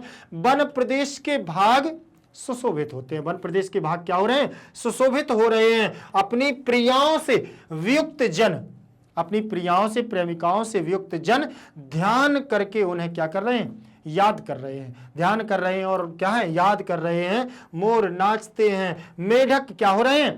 प्रसन्न हो रहे हैं। मेढक क्या कर रहे हैं? प्रसन्न चित्त होकर के क्या कर रहे हैं? फुदक रहे हैं, एक दूसरे के ऊपर जा रहे हैं। भावार्थ संस्कृत में क्या होगा? वर्षा ऋतु नद्याः प्रवहन्ति, वर्षा ऋतु में नदियां बहती हैं। मेधाः वर्षन्ति, मेघाः वर्षन्ति, मेघ बरसते हैं। मत्ताः गजाः उद्घोष्यन्ति, और मदमस्त हाथी क्या कर रहे हैं? उद्घोष कर रहे हैं, चिघाड़ रहे हैं। वन प्रदेशस्य भागाः शोभन्ते, वन प्रदेश का भाग क्या हो रहा है? शोभायमान हो रहा है। प्रिया विरक्ताः जना ध्यानेन, प्रिया से विहीन जो हमारे लोग हैं, जन हैं, वह क्या कर रहे हैं? ध्यान में लगे हुए हैं, स्मरन्ति स्मरण कर रहे हैं। मयूराः नृत्यन्ति, और मोर क्या कर रहे हैं? नाच रहे हैं खुशी होकर के। मंडूकाः प्रसन्ना भवन्ति, मंडूक अर्थात मेढक क्या कर रहे हैं? नाच रहे हैं, प्रसन्न होकर के झूमित हो रहे हैं। समझ में आया? भावार्थ था हमारा। भावार्थ के बाद हम उसी क्रम में चलेंगे जो हमारी व्याकरणात्मक टिप्पणी है, उस पर चर्चा करते हैं। मत गजाः, मत्ताः चासौ गजाः ते चा, कर्मधारय समास। ठीक है ना? मत्ताः चासौ, ठीक है ना? कर, वो यहां पर विशेषण विशिष्ट बहुलम कर्मधारय समास। ठीक है ना? वनांताः, वन अंताः, वनांताः दीर्घ संधि का योग बन जाएगा। ठीक, अकः सवर्ण दीर्घा आ मिलकर के बड़ा आ को बना लेगा। प्रिया विहीनाः, प्रिययाः क्या हो जाएगा? विहीना तृतीय तत्पुरुष समास है। जैसे रमा रमाम रमया, वैसे प्रिया प्रियाम प्रियया, ऐसे बन जाएगा तृतीय विभक्ति में प्रियया। ठीक, विहीनाः तृतीय तत्पुरुष समास हो जाएगा। विहीनाः भी उपसर्ग हो जाएगा, हा धातु हो जाएगी और कित प्रत्यय हो जाएगा, याद रखिएगा। ठीक, शिखिना, शिखिना माने शिखा और इणिनी प्रत्यय बहुवचन के रूप बनेगा हमारा क्या? शिखिना। यहां तक ठीक, ये हमारी व्याकरणात्मक टिप्पणी थी। उसी क्रम में हम जल्दी से क्या करते हैं? आगे चलते हैं। आगे देखेंगे हम 7वां श्लोक हमारा रहेगा। 7वें नंबर का श्लोक हमें क्या बतला रहा है वो ध्यान देंगे। जलम प्रसन्नम कुसुम प्रहासम क्रौंच स्वपवनम सालिवनम विपक्वम मृदुश्च वायु विमलश्च चंद्र ससन्ति वर्षा व्यपनीत कालम, ससन्ति वर्षा व्यपनीत कालम। ठीक है ना? तो पढ़ेंगे ना आप क्या? जलम प्रसन्नम कुसुमम प्रहासम क्रौंच स्वनम सालिवनम विपक्वम मृदुश्च वायुः विमलश्च चंद्रः समसन्ति वर्षा व्यपनीति कालम। ठीक है ना? तो उसी क्रम में अन्वय, अन्वय का मतलब व्यवस्थित क्रम। ठीक है ना? व्यवस्थित क्रम में क्या होगा? कुसुम प्रहासम प्रसन्नम जलम क्रौंच स्वनम विपक्वम सालिवनम मृदु वायु च विमलः चंद्रः च वर्षव्यपनीत कालम समसन्ति। ये हमारा क्या हो गया? अन्वय, व्यवस्थित क्रम। पीछे के शब्दों को ये स्थान परिवर्तित करके उनके विशेष स्थान पर रखा जाता है, जिसे हम क्या बोलते हैं? अन्वय कहते हैं। आगे चलेंगे। अन्वय के बाद हमारा प्रसंग रहेगा, पहले हिंदी में, फिर रहेगा उसका क्या? संस्कृत में। प्रस्तुत पद्य हमारी पाठ्य पुस्तक शाश्वती के प्रथम भाग के द्वितीय पाठ ऋतु चित्रणम से उद्धृत है। यह महाकवि वाल्मीकि द्वारा विरचित आदि काव्य रामायण के किष्किंधा कांड के 30वें सर्ग से संकलित किया गया है। कौन से सर्ग से? 30वें सर्ग से संकलित किया गया है। इसमें वर्षा ऋतु के अनंतर आने वाली शरद ऋतु का चित्रण किया जाएगा। क्या है? इसमें शरद ऋतु का वर्णन होगा जो वर्षा ऋतु के अनंतर ही आती है। ठीक है ना? आगे देखेंगे। प्रसंग, प्रसंग होगा हमारा फिर से संस्कृत में। प्रस्तुत पद्यम अस्माकं पाठ्यपुस्तक शाश्वती प्रथम भागस्य ऋतु चित्रणम शीर्षक पाठात् समुद्रितोस्ति। मूलतः अयम श्लोकः महाकवि महाकवि वाल्मीकि विरचितात रामायणस्य रामायण के किष्किंधा कांठात किष्किंधा कांड में संकलित अस्मिन् शरद ऋतोः वर्णनम कृतम। इसमें क्या किया गया? शरद ऋतु का वर्णन किया गया है। चलें आगे देखेंगे, शब्दार्थ पर चलेंगे। शब्दार्थ हमारा क्या कह रहा है? शब्दार्थ देखें, कुसुम प्रहासम माने होता है खिले हुए, प्रहासम माने खिले हुए, और कुसुम माने पुष्प अर्थात खिले हुए फूलों से युक्त। प्रसन्नम माने स्वच्छम, प्रसन्नम का मतलब स्वच्छम, और क्रौंच स्वनम मतलब क्रौंच पक्षी की आवाज, स्वनम आवाज, और क्रौंच नामक पक्षी। ठीक है ना। आपको मैं बता दूं कि क्रौंच नामक एक पक्षी है, और क्रौंच एक पर्वत है। क्रौंच नामक एक पर्वत है जहां मानसरोवर से होते हुए हंस हमारे कहाँ जाते हैं? मानसरोवर जाते हैं, अलकापुरी के पास, कैलाश पर्वत के पास अलकापुरी, अलकापुरी इसके पास एक क्रौंच नामक पर्वत है। वहां ऐसा लगता है जैसे भगवान विष्णु के आकार का पैर हो, उसी को वहां क्रौंच नामक पर्वत है। ठीक है ना। वहां क्रौंच पक्षी होते हैं। ये विशेष पक्षी कुछ विशेष समय पर ही प्रस्थान करते हैं अपनी जगह से दूसरी जगह। ठीक है, याद रखिएगा। विपक्वम माना होता है पका हुआ, विपक्वम माना होता है पका हुआ, और सालीवनम माना होता है धान के खेत, धान के खेत, याद रखिएगा। चलिए आगे देखेंगे हम, सालीवनम माने धान का खेत। ये संस्कृत में इसी में हमारा क्या होगा? इसका दूसरा हिंदी अनुवाद होगा मृदु। मृदु का मतलब होता है कोमल, मृदु का मतलब कोमल। बिमला माना होता है स्वच्छ, बिमला का मतलब स्वच्छ। वर्ष व्यपनीत कालम माना होता है वर्षा ऋतु व्यतीत होने के समय को व्यपनीत कालम कहते हैं। अर्थात वर्षा ऋतु के बीत जाने के बाद जो हमारा समय आता है वो शरद ऋतु का आ रहा है, तो शरद ऋतु उन्होंने कह दिया है व्यपनीत कालम। ठीक। समसंति माना होता है बतला रहे हैं, यह बतला रहे हैं। ठीक है ना। चले आगे देखें, शब्दार्थ के बाद हम उसी क्रम में चलेंगे। संस्कृत की व्याख्या रहेगी हमारी, उसी श्लोक की संस्कृत व्याख्या। सुम परासम पुष्पित सुमनई ही युक्तम। ठीक है ना। सुमनई ही परासम, प्रसन्नम माने स्वच्छम, जलम माने सलिलम, और क्रौंच स्वनम माने होता है क्रौंच पक्षिणी नाम स्वनम, अर्थात क्रौंच पक्षियों की आवाज। विपक्वम माने परिपक्वम पके हुए, सालीवनम माने श्याले, वनम माने धान के पके हुए खेत, सालीवनम माने धाल क्षेत्राणी, दोनों दे दिए हैं। एक क्षेत्र भी हम कह सकते हैं, खेत भी कह सकते हैं, धान के खेत पके हुए, और या हम कह सकते हैं क्षेत्र भी कह सकते हैं। ठीक है ना। वन भी कह सकते हैं। चले आगे देखेंगे हम, व्याख्या के बाद आगे देखेंगे और भी व्याख्या है। मृदु माने होता है कोमलम, मृदु माने मुलायम कोमल, वायु माने अनिलः, बिमलः माने स्वच्छ, चंद्रः माने चंद्रमा, एतानि सर्वाणि वर्षव्यपनीतम, चंद्रमा एतानि सर्वाणि कालम, वर्षा ऋतु समाप्ति, वर्षा ऋतु की समाप्ति के बाद समय अर्थात शरद ऋतु वही है कालम। सम संति माने कथयंती, सम संति माने सम कथयंती बोले कहते हैं या बतला रहे हैं। चले आगे देखेंगे हम, व्याख्या के बाद फिर हमारा क्या आएगा? भावार्थ। भावार्थ हमारा देखिए अंतिम है। देखिए, खिले हुए फूलों से युक्त स्वच्छ, खिले हुए फूलों से युक्त स्वच्छ जल, क्रौंच पक्षी की आवाज, पका हुआ धान का खेत, कोमल शीतल पवन एवं स्वच्छ चंद्रमा, वर्षा ऋतु व्यतीत हो जाने के बाद आने वाली शरद ऋतु की सूचना दे रहे हैं। अर्थात ये सभी दृश्य शरद ऋतु के आगमन के सूचक होते हैं।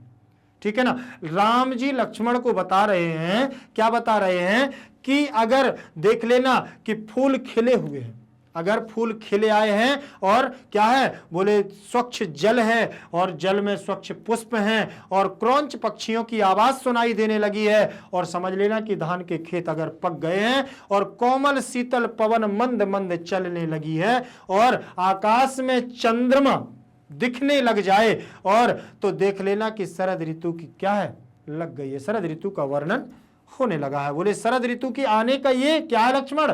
बोले संकेत है। क्या है ये? बोले संकेत होता है। भावार्थ बोले पुष्पित पुष्पई, फूले खिले हुए फूल, सह स्वच्छम जलम, और साथ में स्वच्छ जल, क्रौंच पक्षिणः क्रौंच पक्षियों की आवाज, पक्वम धान क्षेत्रम, पके हुए धान क्षेत्र, मृदु शीतलम वायु, मीठी मधुर पवन, और स्वच्छंद चंद्रमा च वर्षा ऋतुतः, और स्वच्छंद आकाश में चंद्रमा, ये वर्षा ऋतु, परम आगमिष्यामणस्य, परम ये वर्षा ऋतु की, शरद ऋतु के आगमन के क्या हैं, बोले क्या है, ये हमारे सूचक हैं। शरद ऋतुस्य विषय ही सूचना ददाति, शरद वर्षा ऋतु के बीत जाने के बाद शरद ऋतु के आने की सूचना ये हमें देते हैं। अर्थात एते सर्वे दृश्यः शरदस्य आगमनस्य सूचकाः सन्ति, ये सभी क्या हैं, शरद ऋतु के सूचक हैं। चलें आगे देखेंगे, भावार्थ के बाद हमारा क्या रहेगा, वही जो हर श्लोक में होता है, उसी श्लोक से बनने वाले हमारे प्रश्न, ठीक है ना, जो व्याकरणात्मक टिप्पणी है हमारी। प्रसन्नम, प्र उपसर्ग रहेगा, सद उपसर्ग रहेगा और कित प्रत्यय रहेगा, ठीक है ना। प्रसन्नम सद, अच्छा सॉरी, सद हमारी धातु रहेगी। कुसुम प्रहासम, कुसुमानाम प्रहासम, षष्ठी तत्पुरुष समास, खिले हुए फूलों की बात कर रहा है। प्रहासम माने प्र उपसर्ग, हस धातु घई प्रत्यय का योग बन जाएगा। विपक्वम का मतलब बी उपसर्ग, पच धातु कित प्रत्यय का योग बन जाएगा। वायुर्विमलश्च, वायु विमलः, धन चा विसर्ग संधि, रुत संधि और शत संधि का योग बन जाएगा। व्यपनीत बी उपसर्ग, अप धातु, ठीक है ना, और नीत, ठीक है, नी सॉरी बी उपसर्ग, अप उपसर्ग और नी धातु और कित प्रत्यय का योग बनेगा, व्यपनीत बन जाएगा। यहाँ यण संधि भी हो जाएगी, याद रख लेना, यण संधि हो जाएगी तो व्यपनीत बन जाएगा। ई के स्थान पर यण, यको यणाची, एका स्थाने यण, स्यादची संहितायाम परे रहते, याद रखिएगा। चले और भी अभी इसमें व्याकरणात्मक टिप्पणी है हमारी, टिप्पणी है शालिवनम, शालिनाम वनम, षष्ठी तत्पुरुष समास, शालिनाम वनम षष्ठी तत्पुरुष समास, मृदुश्च, मृदुः च, विसर्ग संधि हो जाएगी, क्या संधि हो जाएगी, विसर्ग संधि हो जाएगी। सम संति, सम धन संति, अनुस्वार संधि हो जाएगी हमारी, ठीक है ना, अनुस्वार बना लेगा। व्यपनीतम बी अपनीत, यण संधि का योग बन जाएगा। ये अभी क्या है, इससे पहले मैंने आपको बताया कि एको एणची से ई के स्थान पर क्या हो जाएगा, यण संधि हो जाएगी। चलिए आगे देखेंगे हम अगला श्लोक, अगला श्लोक हमारा क्या कह रहा है वो देखेंगे। ये हमारा 8वें नंबर का श्लोक आया है। 8वें नंबर का श्लोक हमें क्या बता रहा है, ध्यान दीजिए। लोकम सुवृष्ट्या परितोषित्वा, नदी तटाकानि च पूरयित्वा, निष्पन्न सस्यां वसुधां चक्रेत्वा, त्यक्त्वा नभस्तोय धरा प्रयाता, ठीक है ना, समझ में आया। लोकम सुवृष्ट्या परितोषित्वा, नदीस्तटाकानि च पूरयित्वा, निष्पन्न सस्यां वसुधां चक्रेत्वा, त्यक्त्वा नभस्तोय धरा प्रयाता, ठीक है ना, याद रखिएगा। चलिए ये देखिए, पुनः वाल्मीकि रामायण के किष्किंधा कांड से ही क्या किया गया है, अवतरित किया गया है। हम फिर से चलते हैं उसी श्लोक के क्या अन्वय पर, अन्वय देखेंगे हम, अन्वय को देख लें।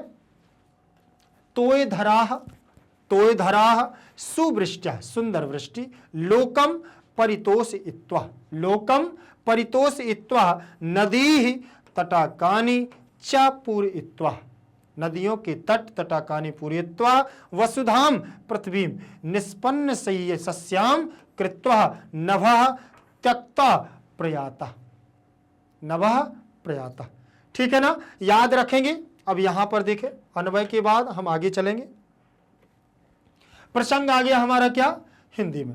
अब हिंदी में प्रसंग में हम क्या करेंगे, प्रस्तुत श्लोक ऋतु चित्रणम शीर्षक पाठ से क्या किया गया है, अवतरित किया गया। ऋतु चित्रण नामक पाठ से लिया गया है। मूलतः यह वाल्मीकि के द्वारा क्या है, विरचित है। वाल्मीकि आदि कवि रामायण है और आदि काव्य रामायण के किष्किंधा कांड के 30वें सर्ग से संकलित किया गया है। क्या यह श्लोक, इसमें वर्षा काल की समाप्ति और शरद ऋतु का वर्णन इसमें किया गया है। वर्षा काल की समाप्ति और शरद ऋतु का वर्णन इसमें किया गया। अयम श्लोकः, संस्कृत में देख लें एक बार।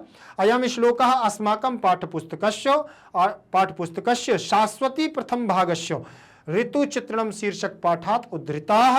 अस्मिन् पद्ये, इस पद्य में कविना शरद ऋतोः वर्णनम कृतम, क्या कर रहे हैं कवि? शरद ऋतु का वर्णन कर रहे हैं। चले आगे देखेंगे प्रसंग के बाद। याद रखिएगा ये पूरा रिवीजन चल रहा है हमारा पूरे पाठ का, और इस पर आप लोग ध्यान रखिएगा। बहुत मैं जल्दबाजी में भी कर रहा हूं कि लंबा आपका वीडियो ना हो, तो याद रखिएगा आप लोगों को बहुत अच्छे से तैयार करना है। इसलिए मैं आप लोगों को सिंगल तौर से भी आपको पढ़ा चुका हूं, अब इसको एक साथ में पूरा एक ही वीडियो में आपके लिए इसको रख रहे हैं, ठीक है ना। चलिए आगे देखेंगे प्रसंग के बाद शब्दार्थ। तोय धरा माने बादल, बादलों की बात कर रहे हैं। तोय धरा इसलिए यहां क्या है? बहुवचन लगा हुआ है। सुवृष्टया क्या हो जाएगा? सुवृष्टया माने अच्छी वर्षा से, सुवृष्टया माने अच्छी वर्षा से। परितोष इत्वह माने होता है संतुष्ट करके, परितोष इत्वह माने क्या हो जाता है? हमारा संतुष्ट करके। तटाकानी माने तालाबों को, तटाकानी माने तालाबों को, और पूरी इत्वह माने होता है भर करके, भरकर, पूरित्व माने भरकर। चलिए आगे देखें शब्दार्थ। वसुधाम, पृथ्वी को, वसुधाम का मतलब पृथ्वी को। निष्पन्न सस्याम माने होता है पूरा हो गया है, खेतीबाड़ी का कार्य जिसका, ठीक है ना। खेतीबाड़ी का पूरा कार्य हो गया है, बादलों ने देख लिया है कि अब खेतीबाड़ी का कार्य हो गया है, तो बोले अब क्या है? अब चलते हैं। पानी भर दिया है चारों तरफ से, नदियां भर दी, सराबोर कर दी हैं। अब किसानों की क्या है? बोले खेती होगी, तो बोले अब हम लोग चलते हैं। इसीलिए तो वर्षा ऋतु होने के बाद जा रहे हैं वो। प्रयातः माने चले गए, प्रयातः माने चले गए। कौन? बादल, बादल जा रहे हैं, इसलिए वो कह रहे हैं कि पूरा हो गया है हमारा काम, खेतीबाड़ी का हमने पानी दे दिया, अब हम लोग क्या है? जा रहे हैं। चलिए आगे देखेंगे लोकम, संसारम जगतम हुआ, पूरे संसार की बात कर रहे हैं। सुवृष्टया शोभनम वृष्टया, अच्छी वर्षा कर दी है। बोले परिपोषित्वा संजुष्टम कृत्वा, सब लोगों को संतुष्ट कर दिया है। नदी तटाकानी, नदी तटाकानी सरिता तडागश्च, तालाब और नदियों को क्या कर दिया? तटसों, तट से परिपूर्ण कर दिया, भर दिया है लबालब। पूरी इत्वा माने संपूर्ण, और वसुधाम माने पृथ्वी, पूरी पृथ्वी पर हमने क्या है? जल की वृष्टि खूब कर दी है, जिससे पानी लबालब भर गया है। अब जब पानी लबालब भर गया है तो किसान भी क्या हो गए? प्रसन्नचित हो गए। बोले अब खेतीबाड़ी की सारी व्यवस्थाएं हमारी हो चुकी हैं, और अगर जल वृष्टि अच्छी हो जाती है तो मान के चलिए कि उस वर्ष हमारी खेती बहुत अच्छी होती है, और जो हमारे किसानों के द्वारा अन्नदाता होते हैं जो, वो प्रसन्न होते हैं। और जब वो प्रसन्न होते हैं तो हम लोगों को वह जो भोजन करते हैं वह प्रसन्न। हम भी एक किसान ही हैं, ठीक है ना, किसान के बेटे हैं। तो याद रखिएगा कि किसान हमारा क्या है? सबसे बड़ा योद्धा है, जो हम लोगों को अन्न उगा करके देता है। इसीलिए वह बादलों से भी, ईश्वर से भी बहुत आकांक्षाएं उसकी रहती हैं। जिस वर्ष वर्षा नहीं होती है उस वर्ष उन लोगों की क्या है? चेहरे पर कोई खुशी नहीं झलकती है, क्योंकि जल के बिना ना तो कृषि होगी, और जल के बिना तो जीवन ही शून्य हो जाता है। याद रखिएगा। तो संस्कृत व्याख्या समझ में आई। आगे चलते हैं। निष्पन्न सस्याम, निष्पन्न कृषि कार्यम मतलब निपट चुकी, निष्पन्न का मतलब हो चुकी है खेतीबाड़ी का कार्य। जो खेतीबाड़ी का काम था, जिसके लिए हम आए थे, वो हमने कर दिया। कृत्वा माना विधाय करके क्या हो गया? नभः गगनम रवम वह, अर्थात उस हम आकाश के लिए क्या कर रहे हैं? जा रहे हैं। त्यक्त्वा माना विहाय, छोड़ करके, ठीक। तोय धरा माने मेघा माने बादल, बादल के प्रयाता प्रयाणम कृतः गतः गगनात मेघा विलुप्ता, और चले जा रहे हैं, और क्या है? गगन में विलुप्त हो जाते हैं। चलें आगे देखें, भावार्थ देखेंगे हिंदी में। भावार्थ हमारा क्या कह रहा है? बादल अच्छी वर्षा से, बादल क्या कह रहे हैं? अच्छी वर्षा से संसार के प्राणियों को संतुष्ट करके। अच्छी वर्षा कर दी किसने? बादलों ने। अच्छी वर्षा करके, प्राणियों को संतुष्ट करके, नदियों एवं तालाबों को भरकर, नदियों एवं तालाबों को भरकर, तथा पृथ्वी को खेतीबाड़ी का कार्य संपन्न होने वाली, खेतीबाड़ी का कार्य संपन्न होने वाली बनाकर आकाश को छोड़कर चले गए, अर्थात वर्षा ऋतु की समाप्ति हो गई तथा शरद ऋतु का क्या हो गया है, आगमन हो गया है। मेधाः, संस्कृत भावार्थ में मेधाः सुवृष्ट्या जगतः प्राणिनः तृप्त्य नद्यः तडागाः च पूरयित्वा पृथ्वीं कृषि योग्यं कृत्वा वर्षा ऋतु समाप्तः शरदः च आगतः इति यावत् आकाशम त्यक्तवन्तः। वही चीज है जो ऊपर हिंदी में लिखी हुई है, वो संस्कृत में इन्होंने लिख दी है कि मेघा सुवृष्टि, अच्छी वर्षा करके जगत प्राणियों को तृप्त करके, संतुष्ट करके, नदियां तड़ागा, नदी और तालाबों को क्या कर गए, पूरित्वा माने पूरा करके, भर के, पृथ्वीम कृषि योग्यम, पृथ्वी को कृषि योग्य बना करके क्या कर रहे, वर्षा ऋतु समाप्त होने की ओर, शरद ऋतु का आगमन, शरद ऋतु का आगमन हो गया, यावत आकाश, और इस प्रकार से आकाश को त्याग करके, त्यक्तवंता छोड़ करके चले गए। ठीक है ना। तो यहां तक इसमें क्या है, हमने भावार्थ को देखा। भावार्थ के बाद फिर वही क्रम रहेगा हमारा व्याकरणात्मक टिप्पणी, जिसको हम पढ़ रहे थे।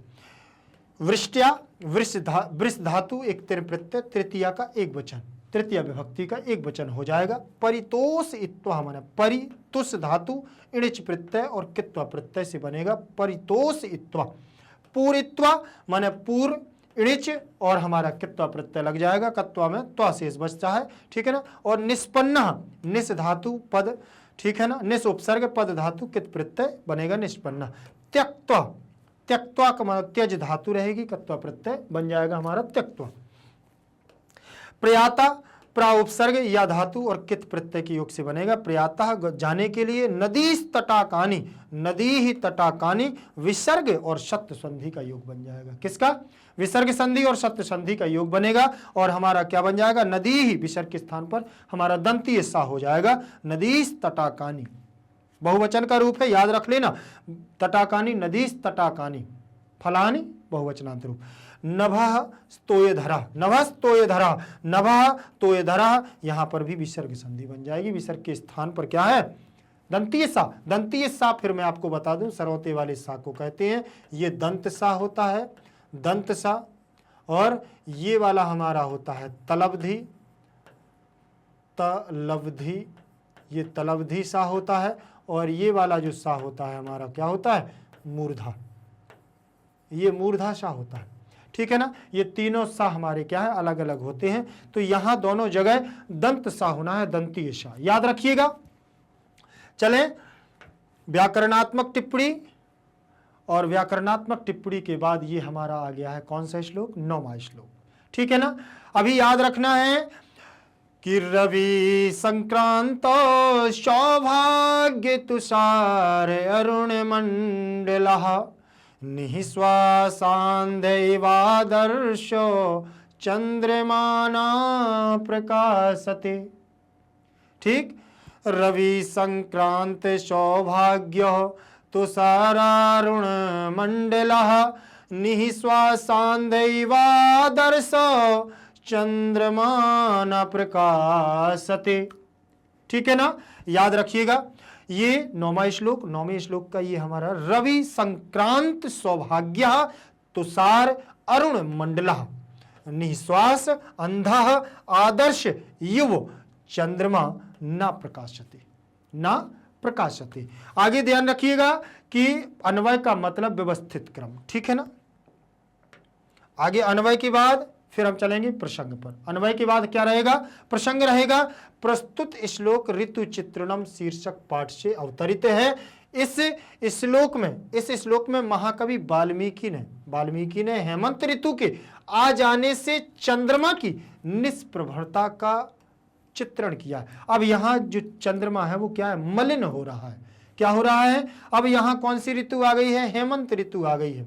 ठीक। और जब हेमंत ऋतु आ जाती है, शरद ऋतु में चंद्रमा क्या है, बहुत अच्छा दिखाई देता है। लेकिन जैसे ही हेमंत ऋतु आती है तो हेमंत ऋतु में एक मलिनता छा जाती है चंद्रमा पर, और ऐसे लगता है जैसे दर्पण में अपन लोग भाप लगा देती है ना ठंडियों में, तो उसमें अपने चेहरा अच्छे से नहीं दिखता। तो उसी प्रकार से चंद्रमा की रोशनी भी अपन को धुंधली मलिन दिखाई देती है। वही यहाँ पर वर्णन होने वाला है। श्लोकोयम यह श्लोक अस्माकं पाठ्यपुस्तकस्य ऋतु चित्रणम, हमारी पाठ्यपुस्तक ऋतु चित्रणम के पाठात उद्धृता, पाठ से उद्धृत है। मूलतः अयम पाठा, मूल रूप से यह पाठ आदि कवि वाल्मीकि विरचितात, आदि कवि वाल्मीकि के द्वारा विरचित है और रामायण महाकाव्य से रामायण महाकाव्य से संकलितोस्ति, संकलित किया गया है। अत्र रामानुजः लक्ष्मणः हेमंत ऋतु आधृत्य कथयति, यहाँ पर रामानुजः, राम का अनुज लक्ष्मण हेमंत ऋतु के आ जाने, राम अपने अनुज लक्ष्मण को क्या कर रहे हैं, हेमंत ऋतु के आ जाने को बतला रहे हैं, आधृत्य बतला रहे हैं कि अब हेमंत ऋतु क्या है, आ गई है, हेमंत ऋतु का आगमन हो गया है लक्ष्मण। ठीक, चले आगे देखेंगे हम, उसी क्रम में चलेंगे। प्रसंग के बाद ये हमारा शब्दार्थ होगा, शब्दार्थ पर चलेंगे। विसंक्रांत सौभाग्य, सूर्य के द्वारा जिसका प्रकाश मलिन कर दिया गया हो, ठीक है ना। संक्रांतः सौभाग्य विशंक, ठीक है ना। तो याद रख लेना कि विशंक कर दिया गया है, क्रांत सौभाग्य चंद्रमा का, तुषार अरुण मंडला, तुषारारुण मंडला, ठीक है ना। तुषार से जिसका मंडल अरुण कर दिया गया हो, वर्ण कर दिया गया हो, वर्ण का कर दिया गया हो रंग, अर्थात तुषार माने होता है ना ओस, ओस के हिमकण जिस पर रख जाते हैं तो उसका क्या है, मलिन हो जाता है रंग। निःश्वासांध माने श्वास से मलिन किए गए, किससे, श्वास से मलिन किए गए हैं। आदर्श दर्पण, आदर्श माने दर्पण या शीशा, दर्पण या शीशा। तो यहां पर चंद्रमा की मलिनता का वर्णन चल रहा है। अब देखेंगे संस्कृत व्याख्या। हेमंत काले, हेमंत काल में रवि संक्रांत सौभाग्य, रवि माने सूर्य, सूर्य देखो ये आ गया, रवि माने सूर्य और संक्रांत का माने होता है अतिक्रांत, मलिन कर दिया, और सौभाग्य माने क्या होता है, बोले प्रकाश, इनका क्या कर दिया, प्रकाश कर दिया गया। मलिनीकृतः तुषार अरुण मंडला, तुषार हिमकणई, ठीक है ना। और मलिनी माने होता है मलिनता में कर देना, ठीक। और अरुण मंडला माने रक्त मंडला, अरुण मंडला माने रक्त मंडला, लाल लाल क्या कर दिया हो, मंडल कर दिया गया हो, अरुण मंडल। चंद्रमा निशाकरा, रात्रि चंद्रमा क्या है, निशाकर है। निश्वासेन दीर्घ श्वासेन, निश्वासेन अपने द्वारा दीर्घ सांस लेकर के आप दर्पण पर क्या करो, अंधा मलिना, आपको अपना ही चेहरा क्या है, दिखाई नहीं देगा, ठीक। आदर्शः युव दर्पणवत, जिस प्रकार से दर्पण में हम बहुत लंबी सांस, गहरी सांस मारते हैं और उससे धुएं की जो हमारी वो भाप निकलती है, उससे हमें अपना चेहरा मलिन होता दिखाई देता है, उसी प्रकार से क्या होता है, बोले हेमंत ऋतु में चंद्रमा ना प्रकाशते ना शोभते, उसी प्रकार से चंद्रमा भी हेमंत ऋतु में क्या है, शोभित नहीं होता है। चलिए देखेंगे हम व्याख्या, व्याख्या के बाद भावार्थ, उसी क्रम में चलेंगे हम क्या, भावार्थ पर। भावार्थ है हमारा सूर्य के द्वारा जिसका प्रकाश, सूर्य के द्वारा जिसका प्रकाश क्या कर दिया गया हो, मलिन कर दिया गया है। तुषार से जिसका, तुषार से जिसका मंडल क्या हो, घेरा या अरुण वर्ण का कर दिया गया हो, घेरा या अरुण वर्ण का कर दिया गया है, इस प्रकार का। तथा श्वास से मलिन किए गए दर्पण के समान, दर्पण के समान चंद्रमा प्रकाशित नहीं हो रहा है, चंद्रमा प्रकाशित नहीं हो रहा है, अर्थात हेमंत ऋतु में चंद्रमा की कांति फीकी पड़ गई है, अर्थात हेमंत ऋतु में जो हमारी चंद्रमा की कांति थी, चंद्रमा का प्रकाश था, वो क्या है, फीका पड़ गया है, ठीक है ना। तो अब देखेंगे भावार्थ, भावार्थ संस्कृत में ही देखेंगे। यस्य ज्योति ही सूर्येण कलंकिता, जिस देखो यस्य ज्योति सूर्येण कलंकिता यस्य मंडलम मृतः, और अरुण वर्णेन एव तुषारेण कृतम चंद्रमा च प्राणेन कलंकिता, ठीक है ना। जिस सूर्य की रोशनी पर ही ये सब क्या होता है, प्रभाव। चंद्रमा हमारा किससे प्रकाश वो होता है प्रकाशित, ये हमारा सूर्य से होता है, ठीक है ना। इसीलिए सूर्य की कलंक ज्योति हमारी कलंकित हुई तो चंद्रमा का भी कलंकित हो गया। दर्पण युव न प्रकाशते, अर्थात शिशु ऋतु में चंद्रमा कांति क्षीण अभवत, शिशु ऋतु में चंद्रमा की कांति क्या हो जाती है, क्षीण हो जाती है, कम हो जाती है। भावार्थ, भावार्थ के बाद फिर से हम उसी व्याकरणात्मक टिप्पणी पर चलेंगे। किस पर चलेंगे, व्याकरणात्मक टिप्पणी पर चलेंगे। संक्रांता, सम उपसर्ग रहेगा, क्रम धातु रहेगी और कित प्रत्यय रहेगा और बनेगा हमारा क्या, संक्रांता। संक्रांता। अब यहां संक्रांत सौभाग्य, संक्रांत सौभाग्य, संक्रांत सौभाग्य यस्य शः बहुव्रीहि समास। क्या होगा, बहुव्रीहि समास होगा। याद रखिएगा, संक्रांत किसके लिए, सूर्य और चंद्रमा की बात कर रहा है। तुषार अरुण मंडलः, तुषारेण अरुण मंडलः तृतीय तत्पुरुष समास। तुषारेण तृतीय लग गई है। अरुण मंडलः, अरुण मंडलाः माने अरुणश्चासौ मंडलः कर्मधारय समास हो जाएगा, अरुणश्चासौ मंडलः। और के समान, अरुण के समान पूरा मंडल हो गया है, सूर्य के समान। निश्वासांध, निश्वास धन अंध दीर्घ संधि बन जाएगी, आकाश वर्ण दीर्घ लग जाएगा, निश्वासांध, ठीक है ना। और निश्वासेन अंधा तृतीय तत्पुरुष समास भी यहां बन जाएगा, ठीक है ना, समास भी हो जाएगा। विसंक्रांत सौभाग्य, विसंक्रांत सौभाग्य, विषम आक्रांत सौभाग्य, अनुनासिक और व्यंजन संधि भी यहां पर हो जाएगी। तुषार अरुण मंडलाह, तुषार अरुण मंडलाह, यहां पर कौन सी संधि बन जाएगी, दीर्घ संधि का योग बन जाएगा। यहां तुषार का आ और अरुण का आ दोनों मिलकर के यहां क्या बना लेंगे, दीर्घ संधि बना लेंगे और शब्द यहां पर बन जाएगा हमारी दीर्घ संधि का, ठीक है ना। तो यहां तक हमारी क्या हुई, व्याकरणात्मक टिप्पणी हुई।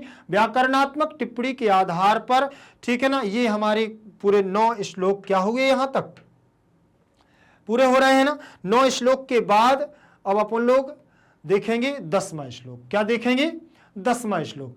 10वां श्लोक देखना है अपन लोगों को। बाष्प संछन्न सलिला ऋतविज्ञेय सारिषा हिम आद्रवालुकास्तिरैः सरितः भान्ति साम्प्रतम्। बाष्प संछन्न सलिला ऋतविज्ञेय सारिषा हिम आद्रवालुकास्तिरैः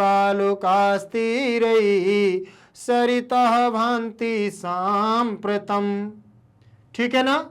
अब यहां से देखेंगे वाल्मीकि द्वारा, वाल्मीकि के रामायण से जो हमारा लिया गया है वही अरण्य कांड से लिया गया। किससे लिया गया है, अरण्य कांड से लिया गया है। और इसका अन्वय रहेगा सांप्रतम बाष्प संछन्न सलिलाः ऋतविज्ञेय सारसा, ऋतविज्ञेय सारसा हिमार्द्र, हिम आर्द्र वालुकाः सरिताः तीरैः भान्ति, तीरैः भान्ति, ठीक है ना, सुशोभित हो रहे हैं। याद रखिएगा। अन्वय के बाद हम चलेंगे उसी प्रसंग पर। ये हमारा श्लोक लिया कहां से गया है, वहां तक। प्रस्तुत पद्य हमारी पाठ्यपुस्तक शाश्वती के प्रथम भाग के ऋतु चित्रणम शीर्षक पाठ से अवतरित है। मूलतः यह श्लोक वाल्मीकि द्वारा विरचित रामायण के अरण्य कांड से संकलित है। इस श्लोक में शिशिर ऋतु का वर्णन किया गया है। इस श्लोक में किसका वर्णन किया गया है, शिशिर ऋतु का वर्णन किया गया है। प्रसंग देखिएगा, हिंदी में रहेगा, फिर इसके बाद संस्कृत में भी रहेगा।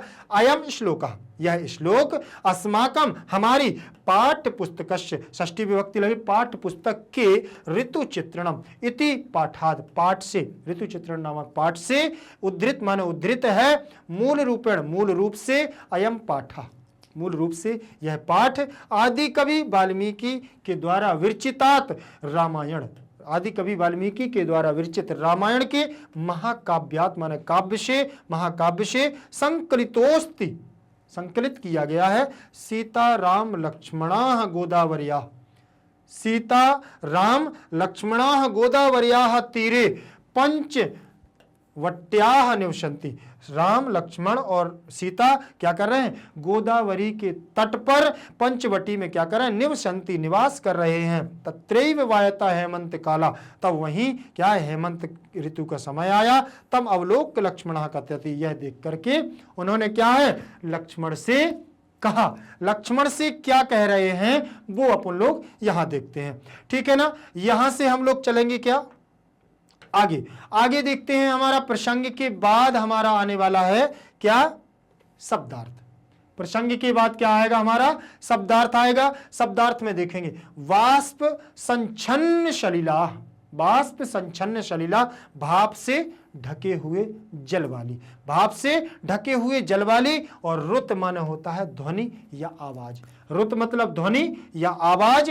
विज्ञेय का मतलब विशेष रूप से जानने योग्य, विशेष रूप से जानने योग्य। वालुकाह माने रेत, सरिताह माने नदियां, और भांति का मतलब होता है प्रतीत होती हैं या सुशोभित होती हैं, प्रतीत होती हैं या सुशोभित होती हैं। ठीक है ना। तो शब्दार्थ पर हम चलेंगे। शब्दार्थ के बाद ये हमारी क्या आएगी, व्याख्या। व्याख्या याद रखिएगा संस्कृत की संस्कृत में ही होती है।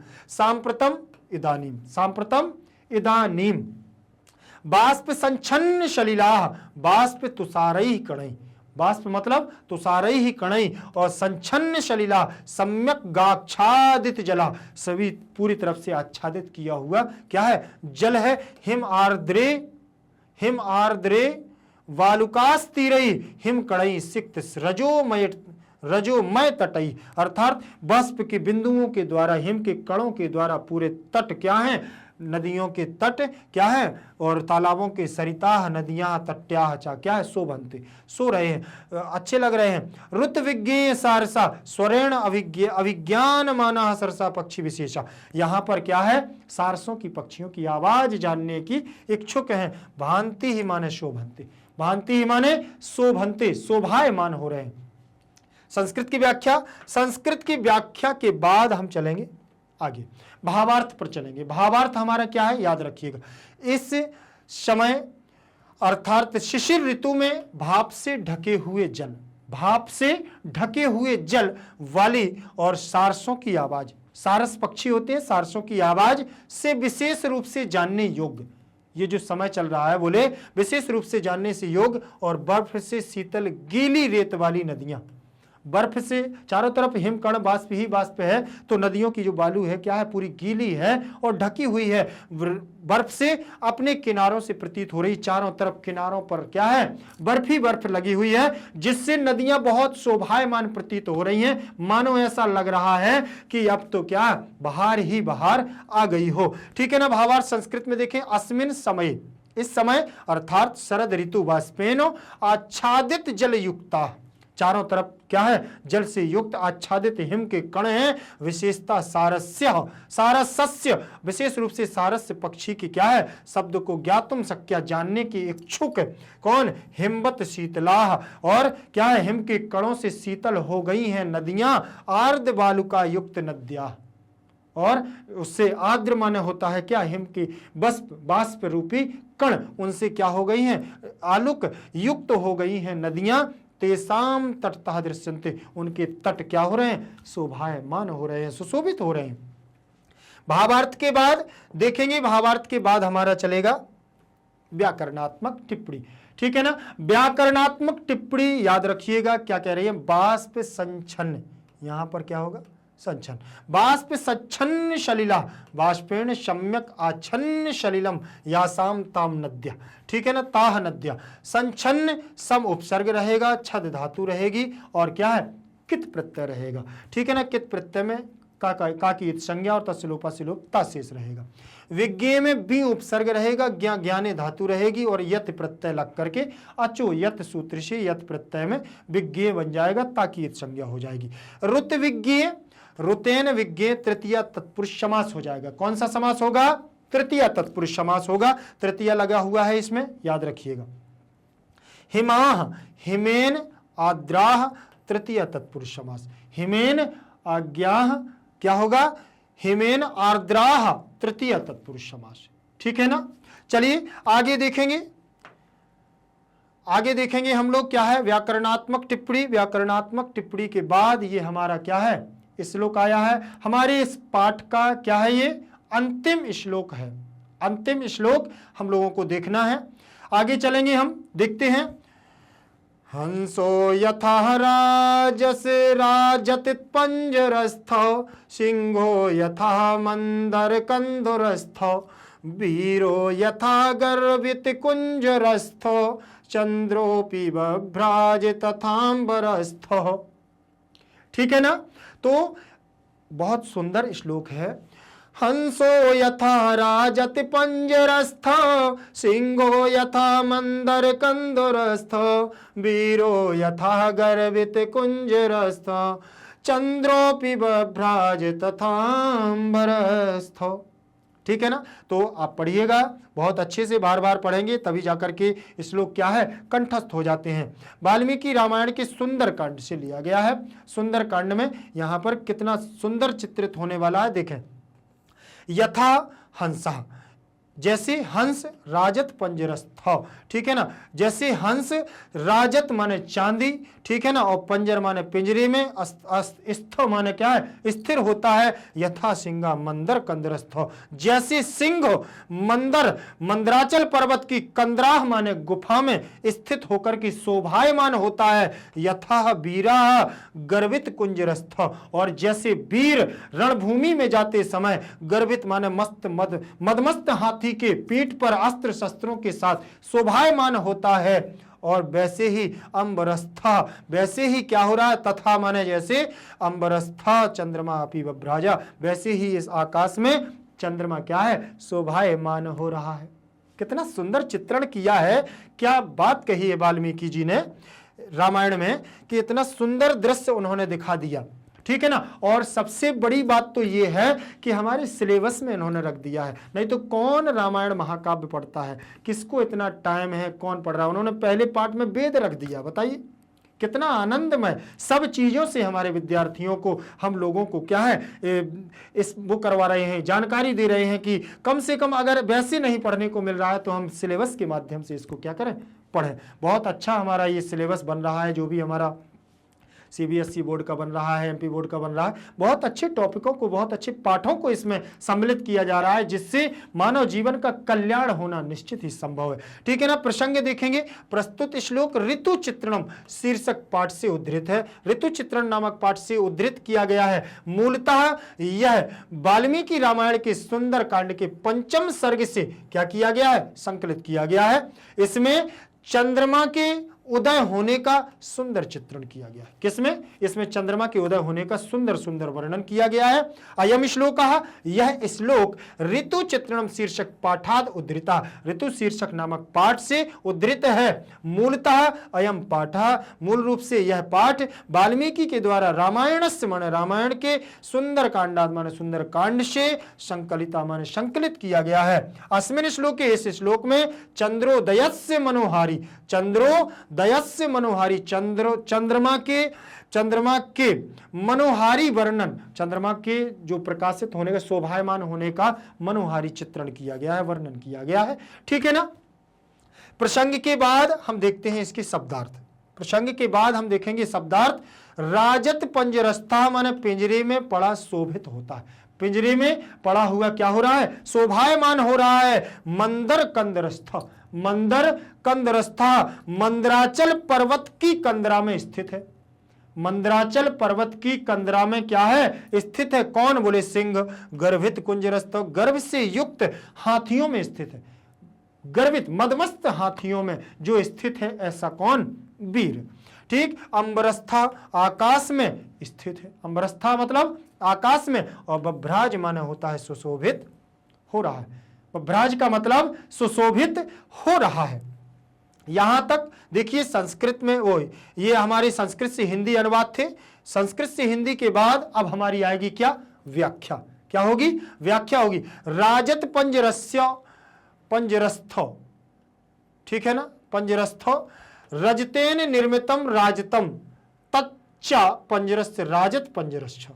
ठीक है ना। उन्होंने कह दिया रजतेन, चांदी में से निर्मित क्या, हमारा पिंजरा है जो उसमें जो शोभायमान हो रहा है। तत्र तिष्ठति राजत पंजरस्थ रूप्य निर्मितम पंजर। ठीक है ना। चांदी से निर्मित ऐसा हमारा पिंजरा। स्थितो हंसाह चक्रांगा, हंस इसमें क्या है, स्थित क्या है, कौन, हंस है। यथा माने जैसे, एन प्रकारेण शोभन्ते मंदराकंदरस्य, जिस प्रकार से मंदराचल पर्वत की कंदराओं में स्थित कौन, मंदर कंदरस्य, मंदर कंदरस्थ तिष्ठति, उसके अंदर कौन है, बैठ विराजमान है। मंदर कंदरस्थ, मंदर कंदराचल गुहा स्थित, गुफा में स्थित कौन, सिंहो मृगेंद्र, कौन, सिंह स्थित है। कहाँ? मंदराचल पर्वत की गुफा में। ठीक, आगे चलेंगे हम, आगे देखेंगे। एवं गर्भित कुंजरस्त, गर्भित चासव कुंजरस, गर्भित कुंजरासव, ठीक है ना। तिष्ठेति गर्भित अर्थात गर्भ मदमस्त हाथी, मदमस्त हाथियों की कुंजर स्था मदोन्नमत्तः गज, ठीक है ना। मद से मस्त ऐसे उन्मत्त हाथी स्थितो वीरा सूराह भ्राजते, वीरों की बात कर रहे हैं। तथा तेन प्रकारेण अम्बरस्थ माने गगन मध्य स्थिता, गगन के मध्य में कौन? बोले चंद्र। कौन?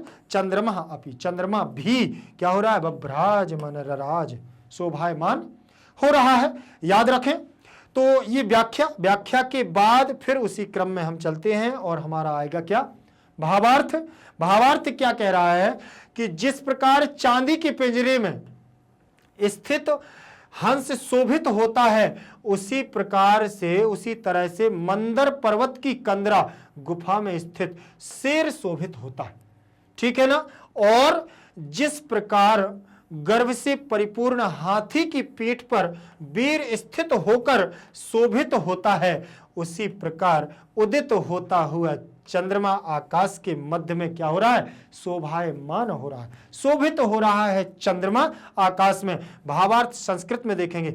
रजत पंजरे हंस युव ललिता मंदर पर्वत गुहायाम ये सिंह युव ललिता गर्वित गजस्य पृष्ठे उपविष्टः योद्धा युव ललिता तथा उदयमानः चंद्रमा मध्ये प्रकाशमानः आसीत् गगन, ठीक है ना। चले आगे देखेंगे।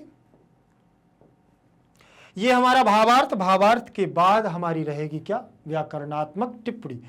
पंजरस्था माने होता है पंजरे स्थितः, सप्तमी तत्पुरुष समास हो जाएगा। चंद्रोपि चंद्रः अपि विसर्ग संधि और पूर्व रूप संधि, ठीक। तथांबरस्थ, तथा धन अंबरस्थ माने दीर्घ संधि हो जाती है, ठीक। और मंदर कंदरस्थ, मंदरस्य कंदरस्थ, यहां हो जाएगा हमारा क्या?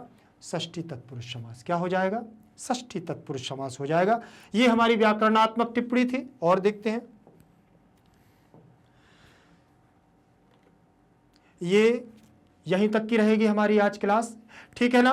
तो ये हम लोगों ने पूरी क्लास में एक बार में सीधे वन शॉट रिवीजन किया है, पूरे पाठ का, कंप्लीट चैप्टर का हमने रिवीजन किया है।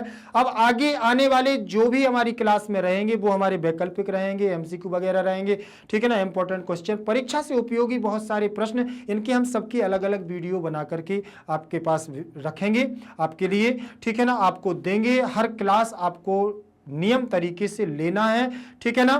तो आप लोग ध्यान दीजिएगा हमारी संस्था पर, जिस संस्था पर आप लोग देख रहे हैं मैग्नेट ब्रेन्स में आप लोगों को निःशुल्क शिक्षा दी जाती है। तो याद रखिएगा, सीबीएसई हिंदी मीडियम हो चाहे सीबीएसई इंग्लिश मीडियम हो, यूपी बिहार बोर्ड हो चाहे कोई भी हो, याद रखिएगा यहां दी जाती है निःशुल्क शिक्षा।